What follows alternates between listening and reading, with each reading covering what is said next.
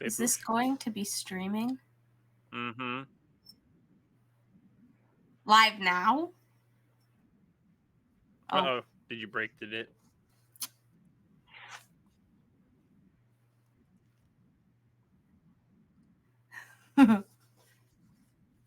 No.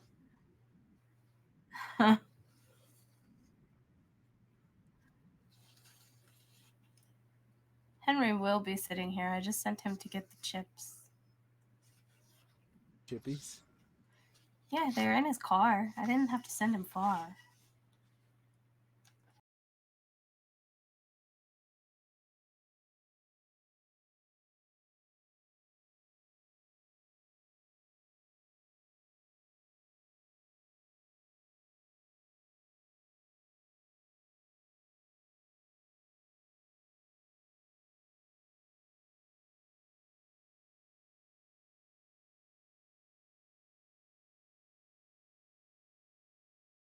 You So die. absolutely zero, because no one can talk shit on me.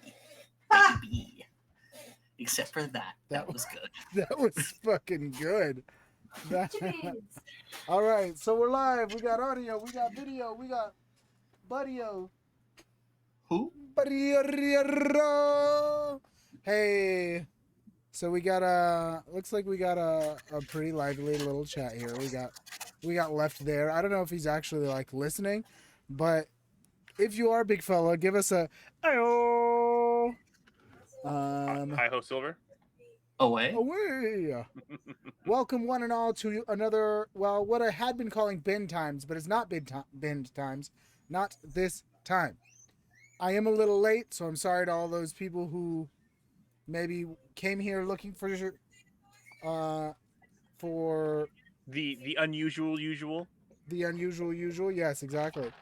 Sorry to those people who came here looking for the unusual usual. Sorry for those people who maybe were looking for this but didn't find it right away. Wouldn't it be the usually unusual? You know what? I'd usually kick your butt if you don't shut your mouth. All right? Oh, that's fair. Anyways, let me just finish. Procrastinating? Nah, I'm setting things up for the future. I like the new background. Yes, I did this all while we were sitting here. It's nice. I like that we're at a Torchlit Tavern. Yeah, that's right. Hey, why am I below Maverick? Why am I shorter? I mean, are you Because taller you than are 6'5"? You are Now physically I'm taller. shorter. I was gonna say, are you taller than 6'5"? Because I'm still shorter. What Yes, happened? I moved you taller, and then I moved you to line up. You were taller, and I thought it made more sense for you to be shorter than taller because you are shorter than Mav. You don't know that. I do. I've met Never you both. seen us in the same room. I mean, all I can say is you've never seen me and Batman in the same room either. So. Oh gosh. I'm glad Bruce. Hey, they tell me that the ad break's incoming now. Sick. Anyways, welcome, ladies and germs. If you came here looking for this, I'm happy to see you. If you didn't come here looking for this, I'm still happy to see you. I'm Jeff. I'm your Torchlit Twitch Master, your Twitchlit Torch Master, and today I'm the MC up in this building. Because tonight we're doing something special, we're doing something different, we're doing something stylish, and unfortunately, I'm going to give the heads up. Unfortunately, our good friend Jameson Oxford double booked himself. He couldn't make it. Jay was supposed to be here with us, but he will be in the future, and that'll be a complication I'll figure out. Thank you for coming. You just dined him out like that. He double booked. He did. He did double book, but IRL, it's okay. IRL double booked himself. It's okay. I'm not mad at him because honestly, I do that shit all the time. I've triple, quadruple booked myself because I'm an idiot. And I try to do everything that everybody wants to do. So yeah, people pleaser you. It's not even just people pleaser. I have a huge thing with FOMO that I've gotten recently been able to get over. I have that bad. Yeah. So, you know, it's been how long since that phrase has come out, and I still don't know what it means. Fear of missing out. Oh. Yeah, we had medicine that we had gone through, and we refilled the bottle with water because our daughters, when one of them was sick and got medicine, the other one would want medicine. So we wrote on it FOMO meds. That's fantastic. Shut up. The placebo effect. Yeah, Yeah, you got to keep that placebo bode. You know what I'm saying? No. Um, I don't. exactly. Anyways, as I've said, today I'm the MC because we're gonna do something special. We're gonna do something that we're gonna start here tonight and keep going for the duration for this show until our good big buddy left for the last, aka Ulvin, comes back to take his Friday nights back from me. And I'll tell you what, he's gonna have to come with a two-handed greatsword because I've got the sword and board and I'm going crazy. Anyways, yeah, I mean, at this point in time, he'd be wielding an Uchi katana, but we'll get into that later. sure. We will get into that later. So, what we're doing is there's a brand new system that's just coming out. You can back it on Kickstarter yourself. All you have to do is look for it. It's Mythcraft. I should probably get a link for that. But in the absence of me actually doing it, maybe I can just shoot that to our good buddy Henry, and he'll make it happen. So you can back it on Kickstarter. Mythcraft. It's a brand new system, just coming out. It's on its way, and I backed it. I believed in it. I heard an ad for it. I'm very excited for it. So I hope that as we play it, and I'm not, they're not supporting me here. We're not getting any revenue or nothing like that. So this is going to be how we honestly feel about it live in front of y'all. We haven't played it yet. None of them have, and I haven't MC'd for it or mythcrafted for it yet. So I'm very excited. The link. link is in there. Go ahead and find that link Other side, Jeff. if you're at all interested. So what we're gonna do, thank you, Henry. What we're gonna do is we're gonna start off the way you would start in any other system. We're gonna do it not incredibly live, except for Mav. Mav, it'll be pretty live right here, right now. Not incredibly live, but we're going to live with you build some characters so you can understand how this system builds a character. If you'll excuse me, I have to yell at dogs that are barking in my background. Fair enough. Oh, Shut the But fuck as per up! saw some share requests, so fair enough. As I have been saying in the last playthrough that I played on my channel, fuck it, we ball. We're doing it live, boys. We're doing it live. Mav is, as always, our man on the spot, and you know what? We love him for it. Do we though? Well, we do because we're not as inconvenienced by it as you are, typically. I'm sorry. Oh, forgive me. Anyways, so we're gonna go through making a character now. An important thing about making a character in this system is that it doesn't exactly go like every other system. We're gonna start off very simply, where everybody starts. Stats. Starting with stats. Ooh, Okay. we're on the ad break. It's okay. It should just continue after the ad break, I guess. I think. Anyways, we're gonna start the way it starts in every system. That's with we are not stats. on an ad break. Oh well, my thing says ad break in progress, so that's strange. But I'm, anyways, I'm subscribed, so I don't. It Oh yeah, I'm subbed. doesn't. well there it is. Oh, you know what's funny? I logged in, started watching, closed it. I don't think it kicks you back to where you left off though. Well, it's okay. Ad's over. So we're gonna start with the stats. And in this system, there is not the same amount of stats there was in the prior systems. In the prior systems you may have played, if you've played things like Pathfinder, as we played here, or D&D, as we've also played here, you may be familiar with the stat system as follows. Hold on while I make sure that's nothing important. Sent a photo? What did he send a photo of? Oh, I'm watching the movie. Anyways, The the attributes break down like this, as opposed to in other systems where you get 6. This one you get more than that, 8. 8. So they are. You start with your physical attributes. Your 3 physical attributes are dexterity, which if you've played some TTRPGs, you know what that is. Your endurance, which replaces what is typically referred to as con or constitution, um, and your strength. Strength, again, something you know, something you love, something you're used to. After that, you go to your mental attributes. Your 3 mental attributes are awareness, which I love awareness here because awareness is actually replacing wisdom, and awareness is a better label for that stat. It is more clear what it does as awareness than when it was just wisdom. When people were like, "I'm wise," and you're like, "Well, are you though?"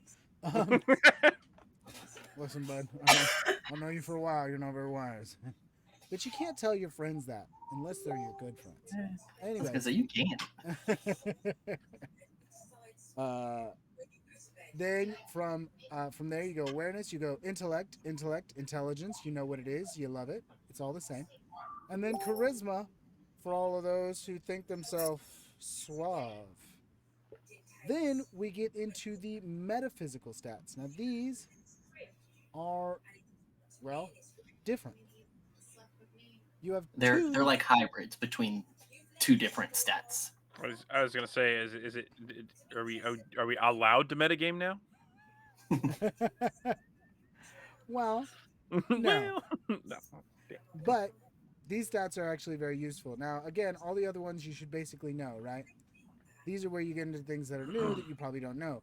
The first one is luck. Now, you may know what luck is, but how does luck apply to this game? Luck is having things go your way even when they shouldn't. This attribute sways fate in your favor and grants you a special ability. You may re-roll 1d20 that you rolled if you are unsatisfied with that result. Uh, you may use this ability once for every 2 points of luck you have, regaining all expended uses upon taking a rest, which is like a long rest, but we'll get there when it comes up. If you have a luck lower than 0, you can never crit, and you subtract your luck from every d20 roll you make. So it's a real double-edged sword. You probably don't want to draw from it, but you do want to look at it and be aware of what it is. So so you subtract your luck if it's negative. Uh-huh. Oh, okay, all right. I was like, wait a minute, like you subtract your luck if you have high luck and you subtract it from a d20. Damn. No. If you have a Okay, negative luck. Now I'll get got it. now another thing that I'll get to here as soon as I finish breaking these down is how what the scores look like themselves. But finally, lastly, you have your coordination. Now your coordination is your overall ability both physically and mentally to process information and act upon it. This is neither dex nor awareness, but a separate mechanism by which the game tracks your capacity to act. For every 2 points of coordination you have, you gain 1 additional AP at the beginning of your turn. You don't know what AP is. Don't worry, we'll get there. But to make it very simple, AP stands for action points. Action points are the amount of actions you can do in a round. Everything costs action points. So the more AP you have, the more The more you stuff can you do. can do. Hey, I hear Fallout in the background somewhere. It's it's not in my background, I'll tell you that. I had to Not double here. check. I My was making a wife's. reference that there's action points in Fallout. Ha! Shit, you had me. You got me good, you fucker. You got me good. You got me good, you fucker. Anyways, so those are the 8 stats. Now, you might be wondering, well, how do I roll for those stats? Here's the thing. In this system, you could roll for stats, but it is likely you get a very overpowered character. Because stats are very low in this system. Everybody starts with a 0. That's a base stat. Like a commoner. Well, even a commoner might have less than a 0. A base stat is 0. You are given 5 ability points to put wherever you want along your 8 stats. Now you may be asking, but what if I want to be really good at something? Well, at level 1, you can't have more than a 2 in any stat anyway. So, if you want to be really good, you could. You just have to be average at other things.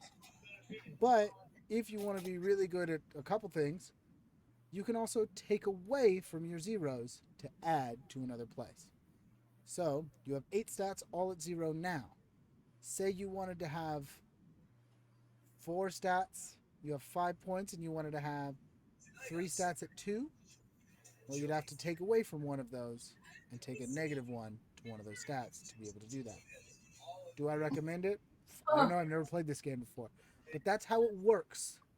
I believe that all depends on your race too, because if like you're trying to play a rogue, you don't necessarily need strength.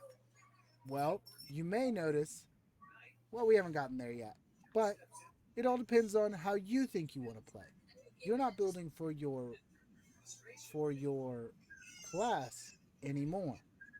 Because another Correct. fun thing about this system is you don't choose a class at level 1. You choose an attribute. Or not a trait. My bad. You choose a trait, but not a class entry trait. What's a class entry trait? Well, as it turns out, this system doesn't do classes. They do traits. And you can use these traits to get your what is essentially your class, but it doesn't work exactly the same. But that's putting the cart before the horse. Let's finish out here. So, boys, you have your 5 stats. Do you have any idea where you want to put them? Yes. Henry, since I know that you've already got things started, actually, you know what? I'm going to start because I too am going to be making a character. Look, I got a character sheet. So, for demonstrational purposes, I'm going to get this thing going. So I have 5 points to put where I want. I'm making an old friend of mine. His name is Jairus. Mav has met him. So Jairus is a pretty dexterous guy. I gave him 1 in dex. He's a fairly strong guy. I gave him 1 in strength. I don't find him particularly lucky, so I'm not going to give him any luck points. But I do think that he finds himself on the better end of Then you need to lay down. of his coordination. So I'll give him a 1 in the coordination. And I think he's a smart guy, so I'll give him 1 in intellect. And now here's where we get into the tough part. Well, do I want to take any negatives? I personally don't think I'm going to take any negatives. I could take a negative in one of these, but I don't think I will. I think I'm going to finish off by giving him a little bit of awareness and letting him be not so charismatic or not have so much endurance. So overall, that puts me at a 1 in strength, a 1 in dex, a 0 in end, a 0 in luck, a 1 in awareness, a 1 in intellect, a 0 in charisma, and a 1 in coordination. Now, before I even get the question from Henry, Henry's going to say, where do you put the whole coordination? Well, that is I put it in currency. That's funny because it's on page 2, you silly son of a gun. If you just flipped to page 2... Did you get the memo? Yep, right there. Right yep, there. I see that. Where I didn't look, there it is. Yeah. I have decided off of a whim that I'm building a certain character, and this is one of the first times I've done a how do we put this? I don't know. How do we put it? I don't know. You don't. Hopefully, I'm going to be emulating a character from a movie, mostly. It's okay. I inadvertently did the same. Oh, fair enough. Sorry, you're a little bit blank. different. You're muted, Jeffrey. Sorry, you're a blank. What, Mitch? What are you saying? It's always Mitch when it's Torchlit Tavern talking. Always. Fair. But in honor of Mitch, all of my D6s are currently sitting on the floor. Oh. Oh, he's ready to roll a That Mitch at any Mitch. given time, guys. He's always ready to roll a Mitch. Community got to be creative. Oh, I'm being creative. I'm. I think he's trying to be creative with how he insults us. See, You son on the beach, you. I intended to be creative. I thought I was being creative, and then Jay ruined it for me. Oh. That's just like when you accidentally made the character I made. Anyways, for those of you guys who didn't see, this is a little inside joke for you. For those of you who may have seen our last stream, no, the stream before last. Last stream was the Minecraft. Minecraft stream. I hear it was fun. I didn't get a chance to watch, but before that, Henry featured on another stream where he happened to make a bunny man, and that bunny man was just like the bunny man I made on my stream, and he had no idea. At every turn, he just ended up being more and more like a character I'd already made. Very funny. Anyways, so because the stats are so low, last stream was the best stream. All right, Mitch. All right, calm down. Oh, you- jeez. Well then. Wow, you must have made an impression. A little So, if you're wondering, well, why are all these numbers so low? Well, because you don't need They are. mods anymore. Mods are passe. They're bland. Bleh. Move on. Who needs mods? So 2022. So 2022. We're in 2023 now. You know what? Even worse. So 2020. Oof. Ooh. Hurting. So pre-COVID. Oh, that was No, prime 10 COVID. years ago. What are you talking about? Anyways, so Oh, we don't need mods anymore. Now you just use the whole stat if you're modifying something. You need to add your strength to your strike. Guess what? Add that whole number because it's probably, like me, only one. So, What? no big deal. Add your strength. All right, so from here, after you've done your stats, we're going to be looking into your BOP, your background, your operation, your occupation, and your profession. Now, personally, I think that's great. We're not actually going to go straight into BOP. We're going to go into lineage next. But that is the next thing you have to worry about. So we're going to get the stats. We're going to get the lineage. Lineage is as other... It shouldn't need to be explained. It is the type of creature you are. I just want to say, I'm doing my dice ritual, and I just rolled Nat Mitch 5 times in a row. So Ooh. You're doing great, bud. oh man. Doing great. I, Good thing I you had didn't to. have to I roll had to those say for something, stats. didn't I? Good thing you didn't need to roll those for stats. right. Well, Um, got- so let's finish out the stats. I was jumping ahead because I didn't get your guys' stats. Henry, what are your stats? So I'm going to be taking a -1 to strength. Ooh, he's taking a 'Cause- negative. That's a bold move, guys. presence empowers you. A little peek under the table. I'm going to be very tiny. Tiny man, teeny tiny man. Why did I have to say peek under the table and then refer to it as small? You said it, not me. Hey. I'm taking a 2 to dexterity because it's all about the motion of the ocean. A 0 to endurance, 1 to luck, 0 to awareness, 0 to intelligence, 1 to charisma, and 2 coordination.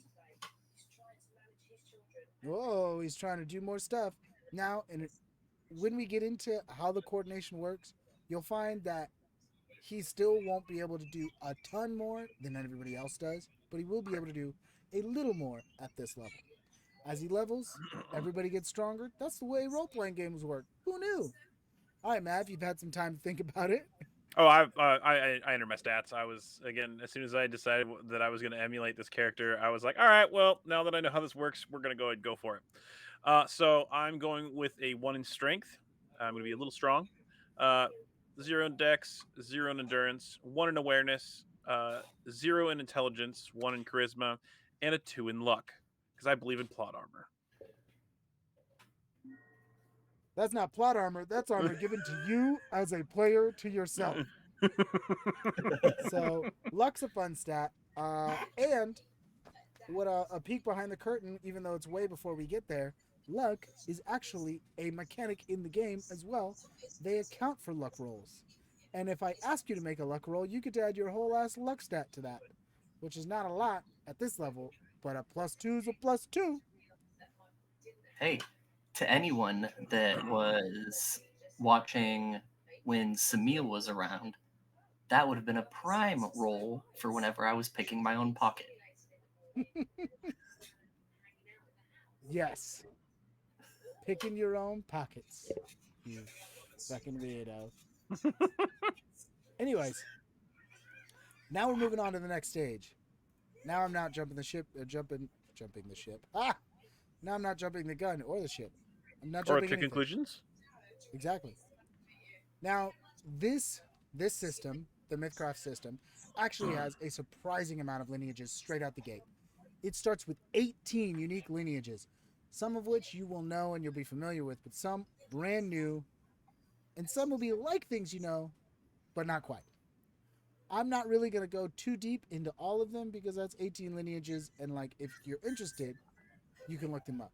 What I'm going to instead do is because we're all making our character, you'll get a chance to see three, and I will explain Jay's choice here. I'm not going to explain Jay's stats, but I will explain which one he chose. Now let's start with me. I have chosen scroll to be a Control F. scroll. No, I'm just kidding. I have chosen. I'm funny. I don't care who you are. I've chosen Fiend Blood, which is pretty self-explanatory. But for those of you who maybe played other systems, that would be Tiefling. So, uh, I've chosen Fiend Blood. When I choose Fiend Blood, I get to choose a couple other things. Every time you choose a lineage, you get to choose a trait, one or two traits that come with it. So for me, a trait that I get that I don't get to choose, I just get is blood transformation. That allows me to uh, transform into a more fiendish form. Then I have to choose a sublineage. So for me, there are I think it's four sublineage options. Yes, four sublineage options, which include sanguineth blooded, melaneth blooded, cora colereth blooded, and flimmergirth blooded. I said that Mm. last one wrong for sure, but I don't care. And I've chosen the coral corlo colereth. Jeez, reading these out loud is harder than when you do it in your head, guys. Uh, Coloreth blooded. My categories. Yeah, fucking marrow. And what that'll do is it'll give me the Warbringer ability. So when I use my blood transformation and I activate it using 4 action points, I will inspire up to 2 allies within 30 feet. Oh, to bring death and carnage. Those allies do an additional +2 damage whenever they hit an enemy for a number Hell of yeah. rounds equal to my charisma +1. So, since my Two charisma rounds. is a 0, Oh, that's 1 round. one round.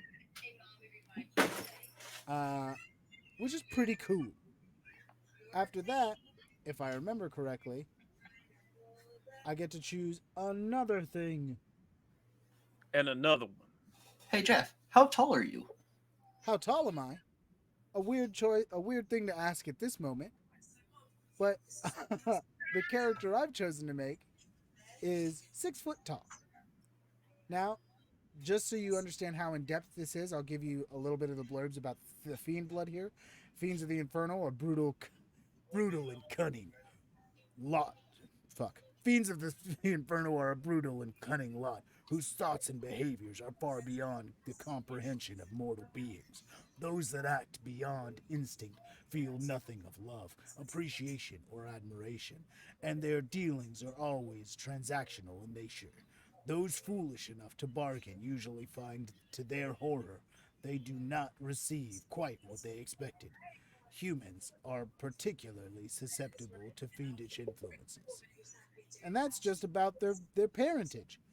But if Fiend Blood is obviously someone who's got the parentage, they start normal and eventually start showing signs. As the Korleth, Kola, Koloreth, yes, Koloreth. The Korleth are fiends of a singular desire to dominate or slaughter any who stand in their way, and threads of this notion weave their way into the lives of their fiend bloods. These individuals are physically imposing, and they typically force their way into positions of leadership. Horns and spines are common, along with curled claws and thin lashing tails. I won't have any spines, but I will have some horns and maybe some small claws. I'm 6 foot tall and ready to roar. Roar, roar, roar. What's the most slash interesting lineages? Oh, that's a question I'll answer after they tell you about their lineages. They don't have to go as in depth as I did, but let's hear from Henry, who I know has already picked his lineage. Which lineage did you pick? So I'm going to be playing a Klepin, which is one of the new lineages, if you want to refer it to D&D, the new race. And Klepin are incredibly diverse lineage of small fur-covered humanoids with features resembling a multitude of woodland creatures. So I'm choosing to play a raccoon. I'm going to be 2.5 feet tall, weigh 40 pounds, and we'll go more into him later. But I start off with the scurry feature, which is when creature attacks using a reactive action, their attacks suffer a -2 penalty to hit. And for my secondary unique ability, I am choosing leap, which is double your horizontal jump distance. The distance you can jump is restricted by your movement. If you do not spend enough AP to complete your jump, then your jump ends when you run out of movement. So very much Wile E. Coyote. Nice. I forgot that I also have a second one. The second one I chose was Fiendish Endurance. I gain +6 skill points to spend on skills with the stamina tag, but I can't spend more than 4 in any one skill. And what Jay chose was the Brunei. More about what he chose, I'm not going to tell you, but the Brunei are a small race of troll-like beings that uh, that have stone-like skin and moss-like hair. They don't rest as much as they take a stone form, and they literally become unrecognizable other than being a rock. Isn't that fun? They are also diminutive in size, so Jay will probably not be much larger than Henry's character. Let's move on and see what Mav made. Mav, what lineage did you choose? So I think at this point in time, I'm going to go with a Hondu. So That was Hondu. my first initial choice. I'm be a canine like humanoid. So my starting features that I come with: keen nose 1. When you make awareness checks that rely on your sense of smell, gain an additional +4 to your check. Canine endurance, which gains +6 skill points to spend on skills with athleticism or stamina tags. Cannot spend more than 4 points in a single skill in this way. And then for my unique, I think at this point in time, I am going to go ahead and go with Hondu Bite, which means I can do a special attack that costs 2 AP. Excuse me, and deals 1d4 sharp damage on hit. It's considered a natural weapon, and I can use my strength. I can use strength or dex on the attack rolls Ooh, and damage roll. Excuse me. fun. All right, let's see. To answer our friend Mitch's question, Girlfriend, I'm gonna turn it off. uh, I think that the most interesting races, the most and least interesting, sorry, lineages to me are probably the Urku, the Trollkin for Urku and Trollkin for most interesting because they're like similar to things but not exactly other things. And least, if I'm going to be honest, is elves. Because elves have already gotten so much love in all of fantasy that you just they're elves. They've Yeah, done them also better here. They've done them well, but they are still just elves. undead is also really interesting. I also think undead's really interesting, but being that if you listen to our podcast in the first uh, campaign, played an undead, I thought it would be a little on the nose to say undead. I mean, he's also been an undead in one of our other ones, which was quite fantastic. I've done it several times. But those are more homebrew, are they not? Not in the. We did do a couple one-offs here with Pathfinder Second Edition, and in Pathfinder Second Edition, it wasn't homebrew. It is a part of the race package there as well, Okay. or lineage, or whatever they call it. Okay. So now that we've got our lineages picked out, and we've got our things written down for that, and by we I mean mostly you guys. I didn't take that time to write a lot of stuff down, but it's okay because I know what I picked. And I can write it down later. Anyways, next we're going to move on to the BOP. That's right, background, occupation, and profession. Now, occupation and profession are basically going to be the same thing, so it's not really a big deal. Um, as far as how that breaks down, what is going to be more important is your background. Now, the background is going to be pretty easy because there's not a lot of backgrounds to choose from. So I actually can go over the backgrounds really quickly as far as what they are. The backgrounds are as follows: uh, born warrior, criminal, entrepreneur, knave, noble, uh, outlander, student, true believer, or urchin. So you could be any of those things if you wanted. Would you like to give the me to give a brief run through of them? Um, sure, if you'd like to, go ahead. Fuck it. Yeah, sure. Born warrior. Blood, toil, and sweat have marked you a proven soldier. Criminal. You deal in activities not endorsed by the law. Entrepreneur. You own, supply, or represent a successful business. Knave. Having tried multiple professions, nothing is quite a fit. Noble title. By birth or deed, you are a minor noble in a nation. Outlander. You live on the fringes of society, perhaps in the wilds. Student. You endlessly toil to deepen a field of academic study. True believer. You are a devotee of a specific religion or faith system. Urchin. You've grown up on the streets, always fending for yourself.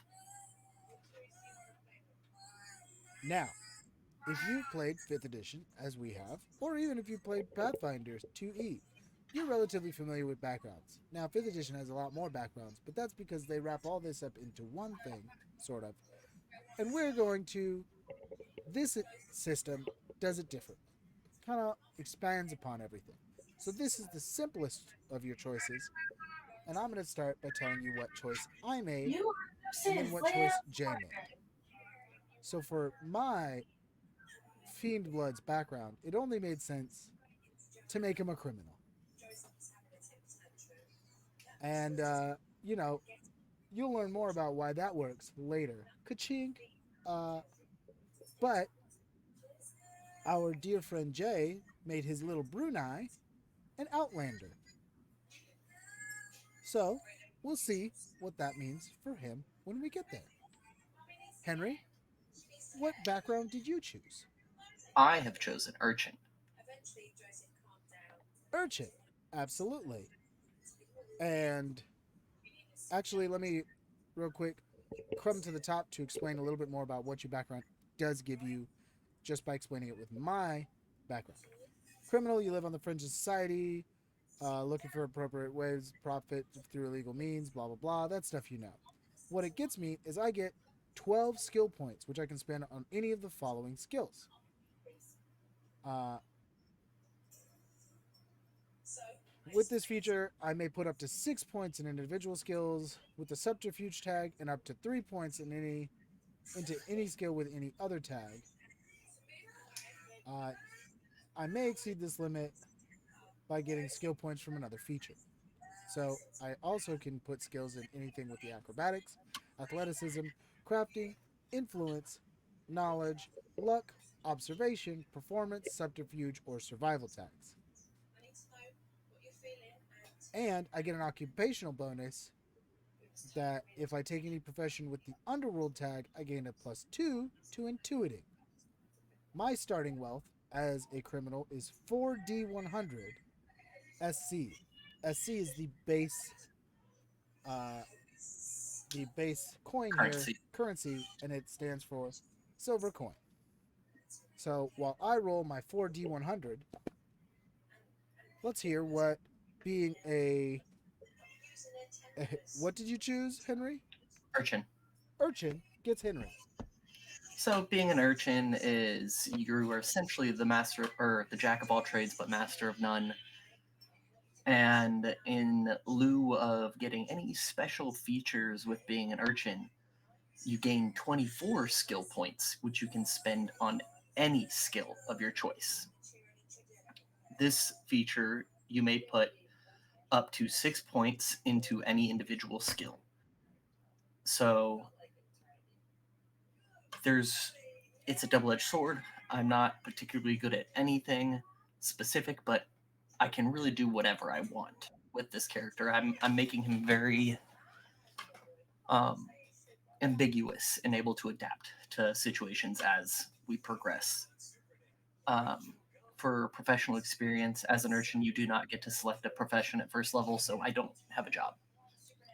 I am. No, So that you're not means muted. I was muted, just not to you. That No. means he's gonna miss the next stage of what we pick here. Mav, tell me which background you decided to go with. Oh, I don't get to do my starting wealth. Oh, what's your starting wealth? 5d20. Go ahead. While you roll your starting wealth, because that'll matter later. Mav, what did you go with? So I'm gonna be apparently the odd man out of this whole group. It'll be interesting, but I'm going with militant, or the born warrior. So that means I get to do 12 skill points into athleticism, influence, knowledge, luck, stamina, and survival.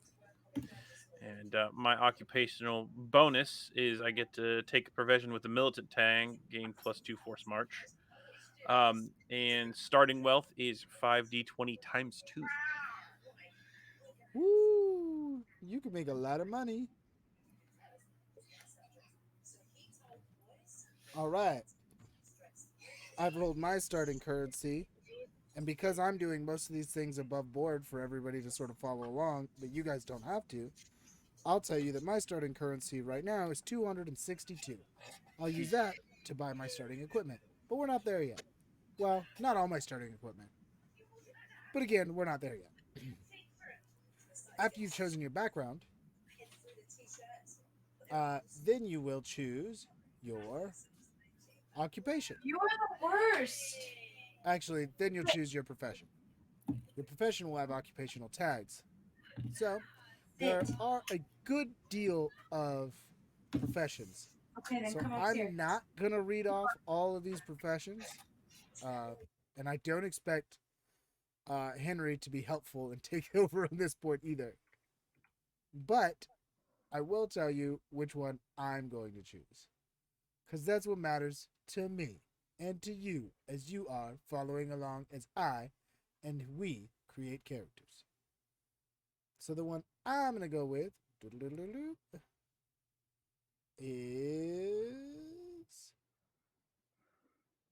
Hold on while I scroll to it so that I can read more stuff about it. Thief! I, of course, have chosen Thief. It makes sense. It goes well with my criminal background. Why not? If you know anything about this character that I'm making, you'll know that it matches him perfectly. As a thief, you use your agility and cunning to steal from the wealthy and powerful. You might be a pickpocket, an opportunist, or a brute that holds people up. Regardless, you always have an eye out for the next big score. And you're not above using violence if it means getting what you want.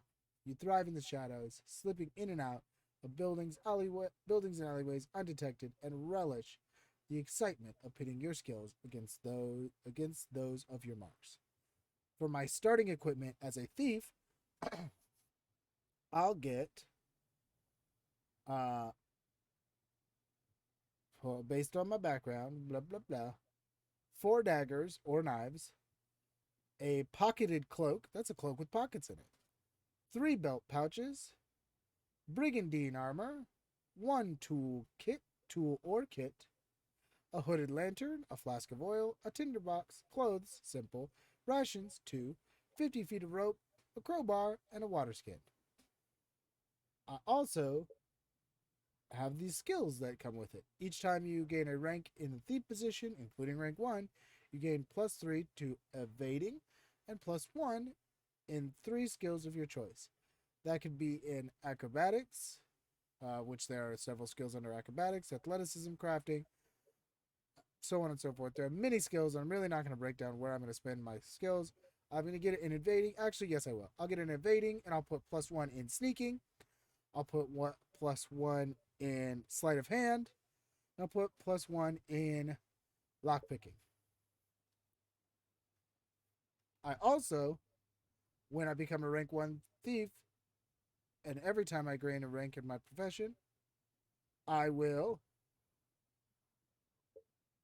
Oh gosh, why is this lame?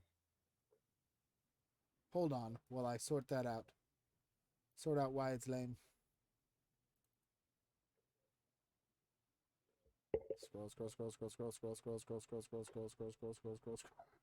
Sorry. Let's move on. Henry, you don't get to choose one.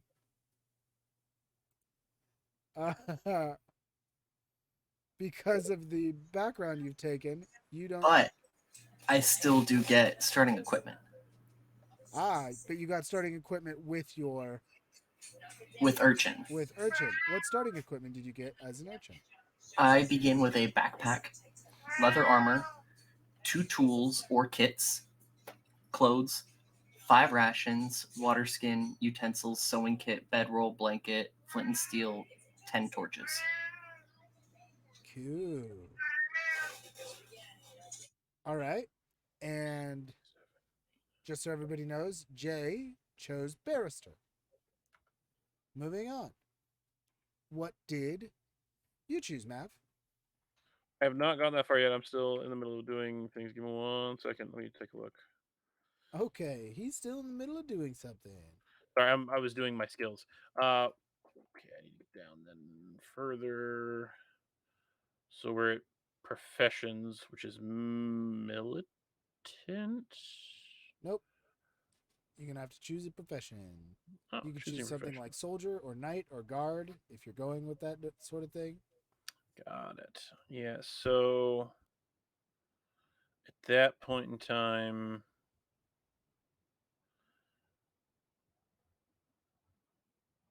might.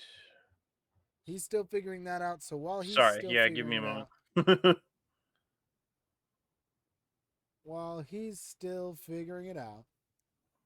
out, so I also get second story work because I'm a rank 1 thief, and every rank I gain in the thief position at rank 1, given 1 day of thieving in any medium or large size settlement, I earn 2d10 worth of silver coin with a 10% chance of being discovered by the local authorities.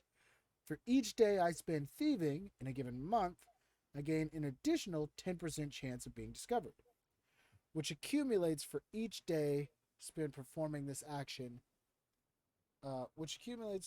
Each day spent performing this action. 2 days leads to 20%, 3 days to a 30% chance, etc., with no upper limit to the likelihood of being discovered.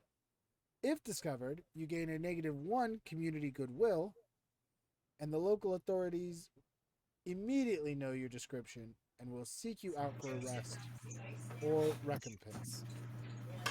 So I can make money with my thieving skills, but he's risky.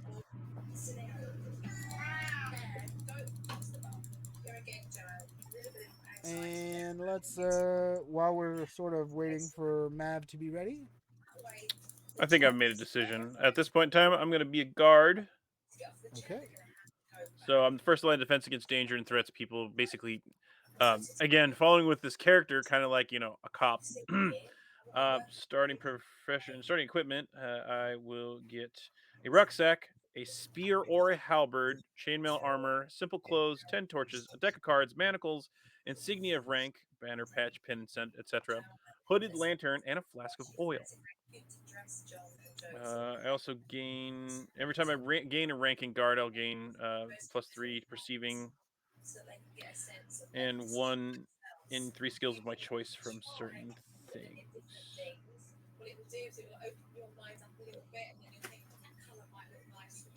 Yeah, I think that's all I need to go over.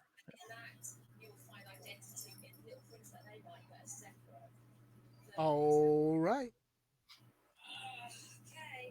Sounds pretty cool. All right.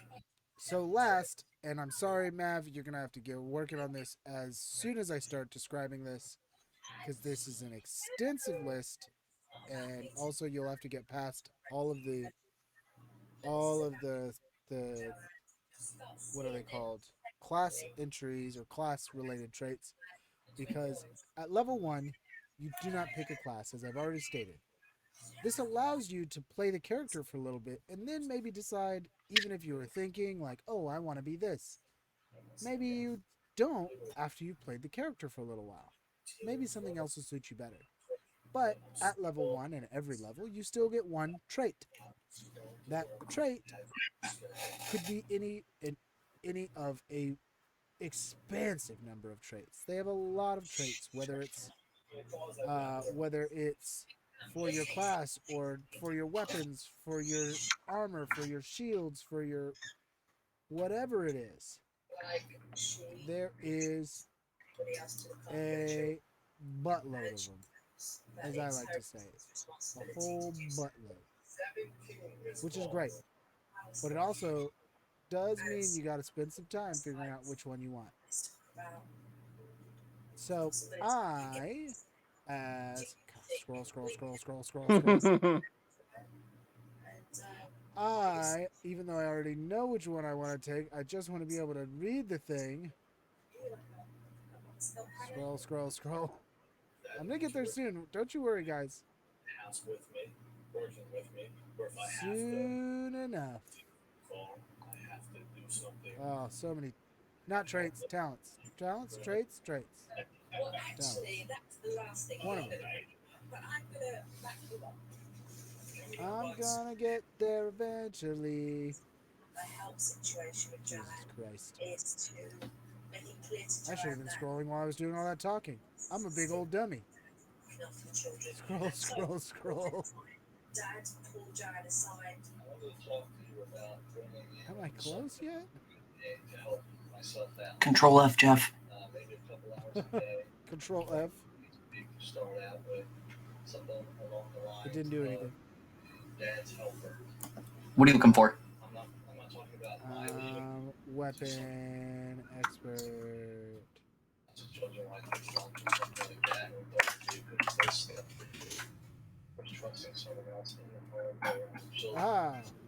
Fuck, magic. Shit. Weapon expertise. Choose a weapon type: one-handed, two-handed, or a hand and a half. Choose a range, melee, ranged, or reach. Gain +1 to hit and +1 to damage with weapons that you have both of those qualities. Fantastic. So, I'm gonna take for my guy, for my little friend here, my little character, weapon expertise. I'm gonna choose melee. And then what was the other thing? The type of weapon: one-handed, two-handed, hand and a half. Sorry for coughing into the mic, guys. That was on me. I'm gonna choose melee, and I'm gonna choose one-handed. That's gonna help me when I want to stab people with my dagger or other weapon that's one-handed. So that's what I'm gonna do. I'm not gonna tell you what Jay did. I'm gonna let that just kind of float in the ether for a little while. But I am gonna find out what you guys did. So many spells. Oh my gosh. I am going to take Giant Slayer. There it is. Gain TA, tactical advantage. against creatures that are one or more sizes larger than you. And as a small boy, that's damn near everybody. Yes, because technically his size category will be small instead of medium, as I am, and as I'm relatively sure Mav will be. Yes. Um, so that is a nice little bonus. I will tell you for our lovely listeners and for our players that tactical advantage in this just means you get a +1. But having tactical advantage can stack. So any means by which you get tactical advantage, you can get a +1, and then another +1, and then another +1, and so on and so forth. It can be And briefly. isn't it also inverted? Yes, you So could also have if tactical disadvantage, which will give you a -1 that can also stack. mhm. Uh, So with so Giant Slayer, anyone attacking me that is larger than me will lose one on their roll, and then I does will it gain one. say that they will get tactical disadvantage against you? No, it doesn't. Then But that's not the case. if I have This tactical advantage, wouldn't they have tactical disadvantage? No, you just no, have a bonus. They don't have a negative. they Okay. are not linked. Tactical Okay. advantage and tactical disadvantage. That's why they can stack, because one could apply and another one could, so on and so forth. So this doesn't make you any tougher against big people. It just makes you better at hurting them, potentially. What page are those talents on? 353. Okay, got it. Correct. Yeah, Oh, and for anyone that's curious, this rule book is 428 pages. yeah. So they're not messing around with these pages. Uh, they really went in depth with a lot of stuff, and this is still only phase 2. So again, if you're at all interested, I do urge you to go check them out. The website's not live, but you can still check out their Kickstarter, which we've already dropped a link to once in the chat. Maybe we'll have Henry drop another link. It is an expansive uh, Kickstarter, and the game an expansive playtest right now. You can get access to the playtest just by donating to the Kickstarter. Um, which you may wonder, oh man, why do I have to pay to have access to it? Well, I'll tell you right now, that's a question they've already answered, and it's because when it finally comes out, which should be, which could be even ahead of schedule, but when it comes out, they do plan to offer it for free. So If all of the paying for the access to the playtest with the Kickstarter simply means that you can help them make a better product in the end because they don't expect to be charging for the final product. and if I'm correct, they hit their first Kickstart goal within 24 hours of launch, if I'm not mistaken. They didn't hit it in just 24, they hit it in 3. Within the That first 3 yeah, hours, they hit their first goal. They actually made it before the Kickstarter ended to their fourth stretch goal, if I remember correctly. yeah, they're killing the game. So it is it. People are. I'm not the only one excited about it, obviously.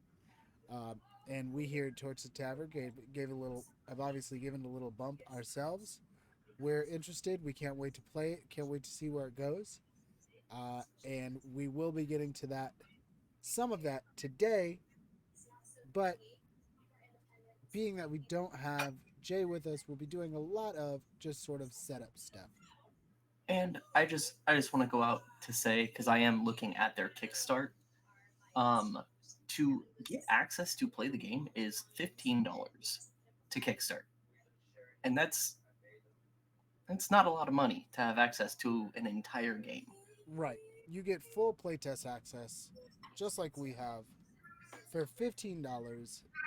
And like he said, it's worth it. Honestly, right now everybody's playing on my access because I decided I want to back it. But who knows? These, my two players here might really see the system and be like, "This is worth it," and spend the 15, or they can just wait patiently for it to come out. Whatever it is, whatever choices they want to make, completely up to them. But I'll tell you that so far, I'm very intrigued by the system. Also, once you back the Kickstarter, you're then allowed to join their Discord, and on their Discord, you can ask them questions and help find groups and all kinds of fun stuff like that. So, And if this tickles your fancy, you also get your name credit on the website and in the book for the $15, if that's your thing. oh, if your fancy's ready to be tickled,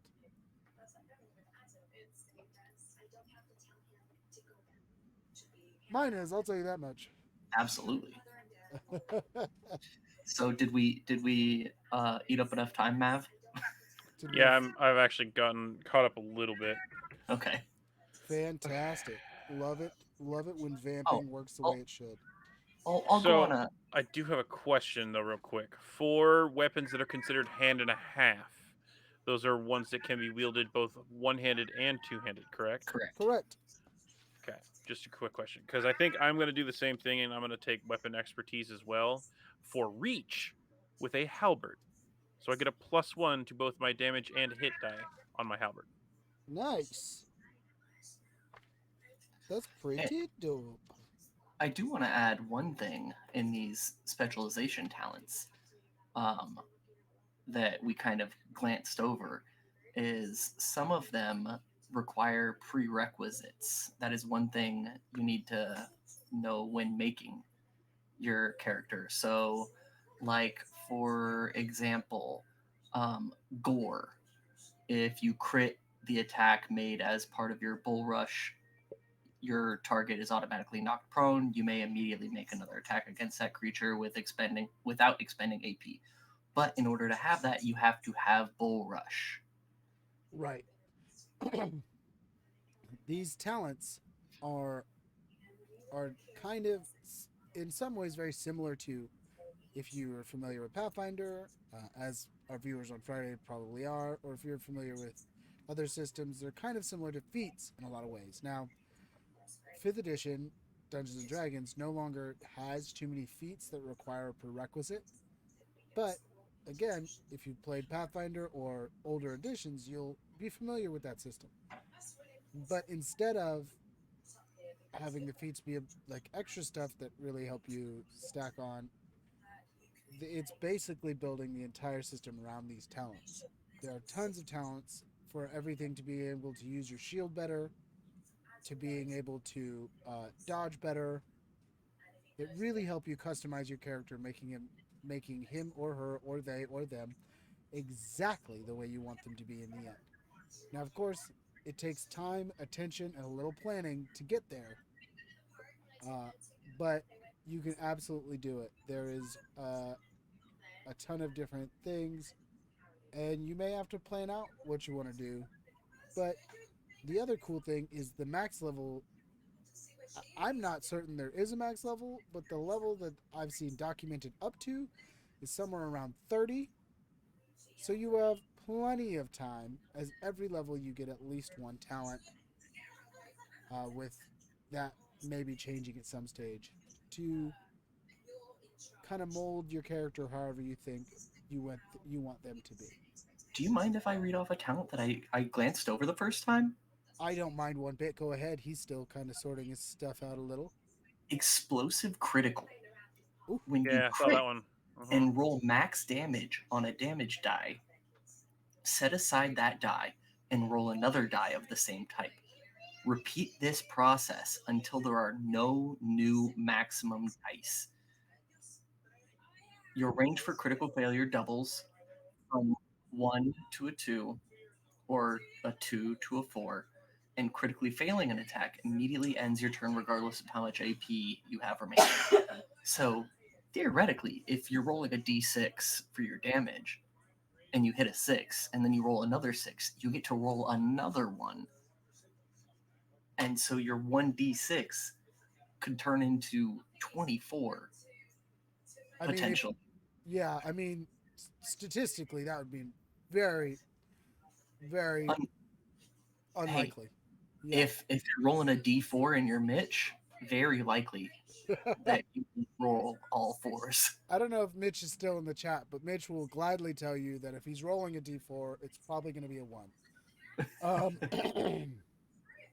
with that being said, yes, it is a little bit of a double-edged sword there because it just takes you out if you roll that crit fail, makes your crit fail less likely, but you could really fuck them up with your critical.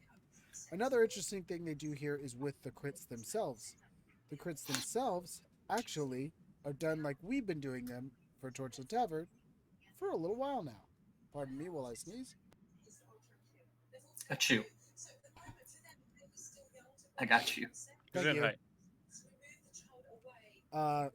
So the crits in this game, the rules actually say you take your maximum damage and you add a roll die. You roll a die and add that to it. So whatever your maximum damage is when you would have hit normally. So say you do 1d6 and you're like me and you get like a +3 potentially. So you have a 9 is your maximum damage you can start with. You roll that d6 again and add whatever that is to your maximum damage. So you immediately do max damage for your first roll, and your critical damage becomes whatever you roll after that. Correct. Oh, that's kind of dope.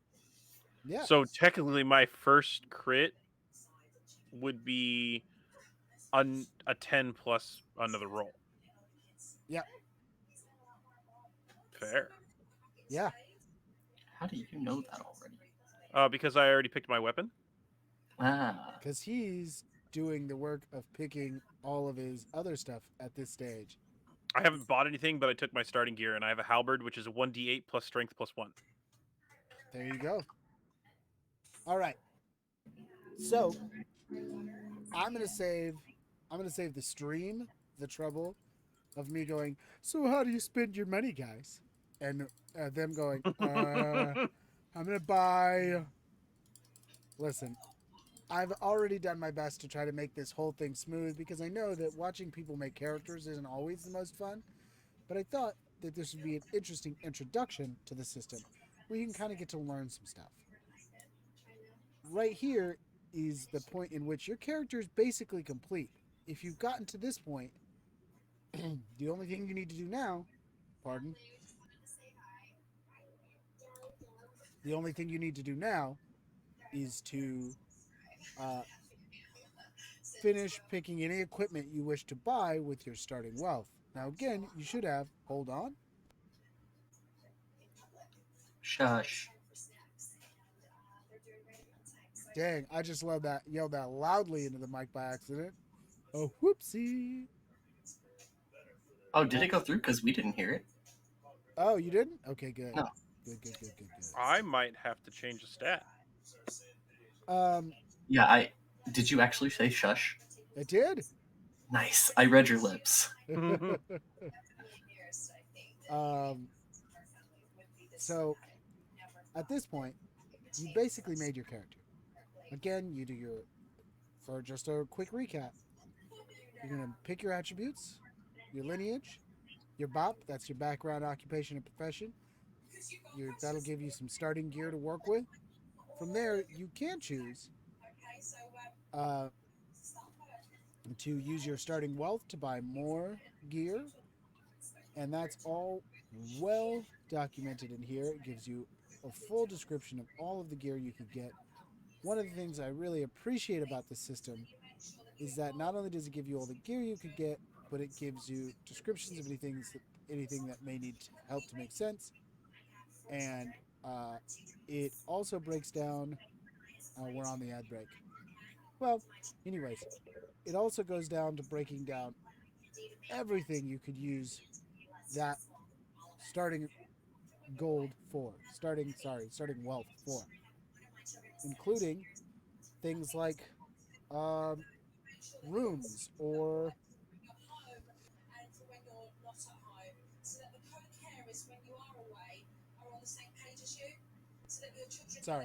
including things like rooms or saddles, freaking game sets, instruments, toolkits, Ooh, sorry. every little Came out of thing nowhere. that you might need, vehicles. food and drink, goods and services, everything that you could use that for, it breaks it down for you, and it gives you things like encumbrance.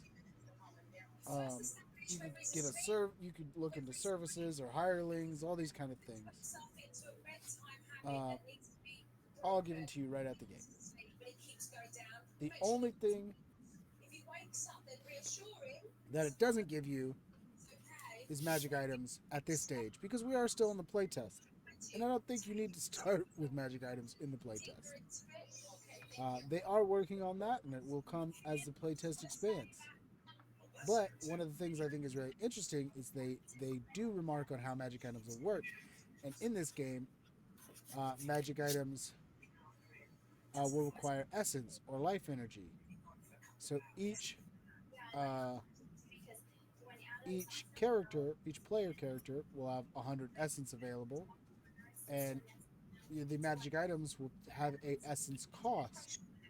Just because your essence is at 100 doesn't mean you'll uh, die or anything. Just because it says life energy, but it's just like it's basically doing away with attunement. So it's like mana. Yes, it's just your kind of ability to wield this magic item. So you could wield 10. You could have 10 magic items that cost 10 essence, or you could have one that costs 50 because it's very powerful, and two that cost 20 and still have 10 left. Uh, which is a system I find very interesting. Uh, all right. While you guys are sitting there, sort of sorting your stuff out, I'm gonna I'm gonna get into a little bit of some sort of session zero stuff. Hold on. We skipped over skills. We did skip over skills.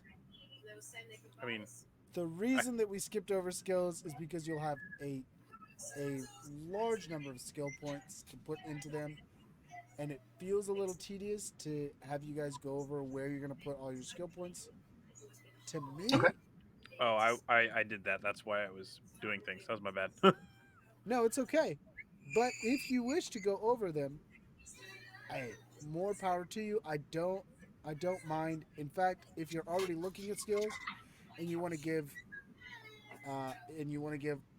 just a small rundown of what the skills look like, I would love to hear it. Go ahead and just There. tell everybody what the skills are. So for the most part, they're self-explanatory. All it really is very under very niche circumstances, you get bonuses. So I chose balancing, deceiving, disguising, eavesdropping, evading, entertaining, persuading, sleight of hand, tumbling, sneaking, and sprinting. So under any kind of role that Jeff would have me do, if it would pertain to any of these things, I can add these modifiers to my roll, as well as my modifier. Yes. So it's very specific dexterity. So for like balancing, I put balancing 2.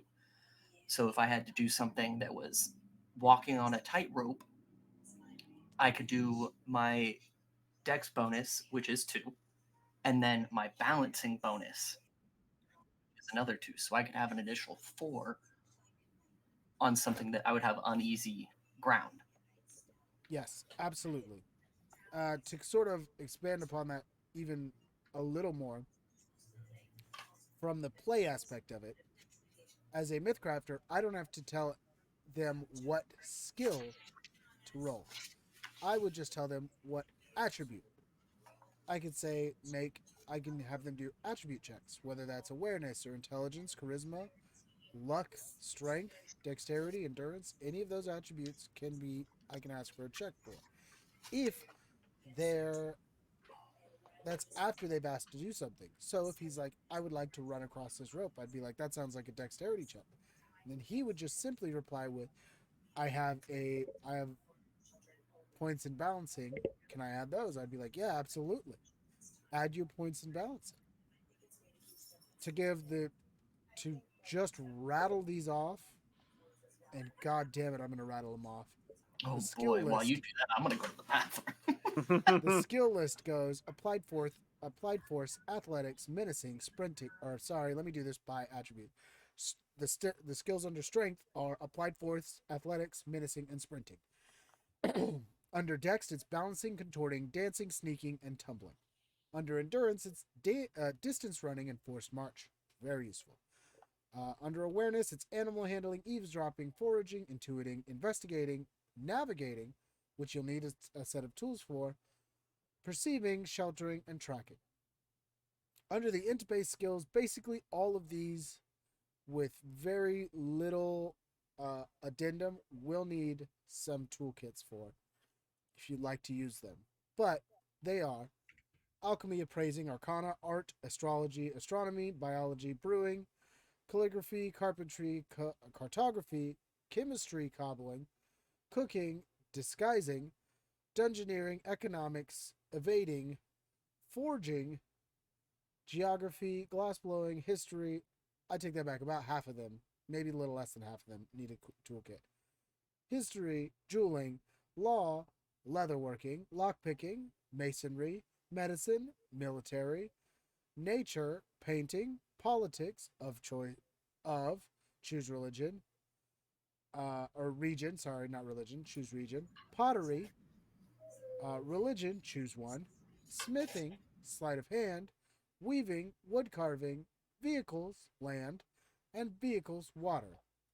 Skills under charisma include deceiving, empathy, entertaining, gossiping, instrument, choose one, intimidating, leadership, persuading, savoir faire, and, well, that's it. Savoir faire is the last one. Savoir faire is basically your ability to blend into any place.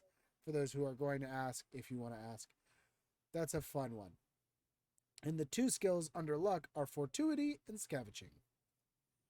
It does go into detail, breaking down all of these skills, how they apply, where you would apply them, and how you can use them. I'm obviously not going to do that because there's a good chunk of skills here. But it is interesting to know where they spent their skills. Let's go ahead and give Mav the opportunity to tell us where he spent his skill So points. with the different bonuses that I have as being a Hondu and with choosing the guard, I went with 3 in applied force, 2 in athletics, 2 into sprinting, 2 into intimidating, 1 into medicine, 2 into fortuity, 2 into scavenging, 2 into forced march, 1 into distance running, 1 into swimming, and 1 into navigating. Nice. So All right. I do have a question for you though, because I've gotten to this part of the character sheet and I have started to add other things and whatnot. I Uh do huh. have my armor rating because I do have armor and I had to do that. How do we do HP without a class? One and two. I also looked at just in general to try to find health, and it does not show. All right. So we're gonna get into HP for you because that is something you may want to know. Um, Calculating HP is going to be directly based upon your upon one of your stats, which I believe is your endurance stat. So hold on, let me remember where it's at, because there's a little chart, and I think it's towards the top, which is pretty awful. I'm gonna buy a hound with my starting money. You're gonna Uh, buy a dog. yeah, it's 15 SC, so I wanna keep it with me just so when I'm running with this Hondu, I have a Hondu of my own. Don't say that to him. I'm sure that will be Do that. extremely insulting. And I just don't recommend you insult your party member. But we're going to get into insulting your party member as we start the breakdown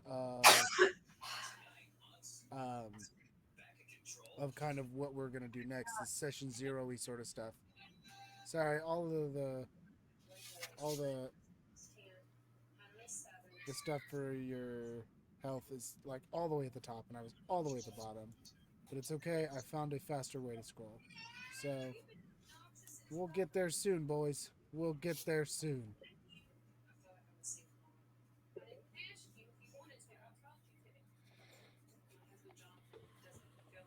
Almost there. All right. So, starting off with your defenses.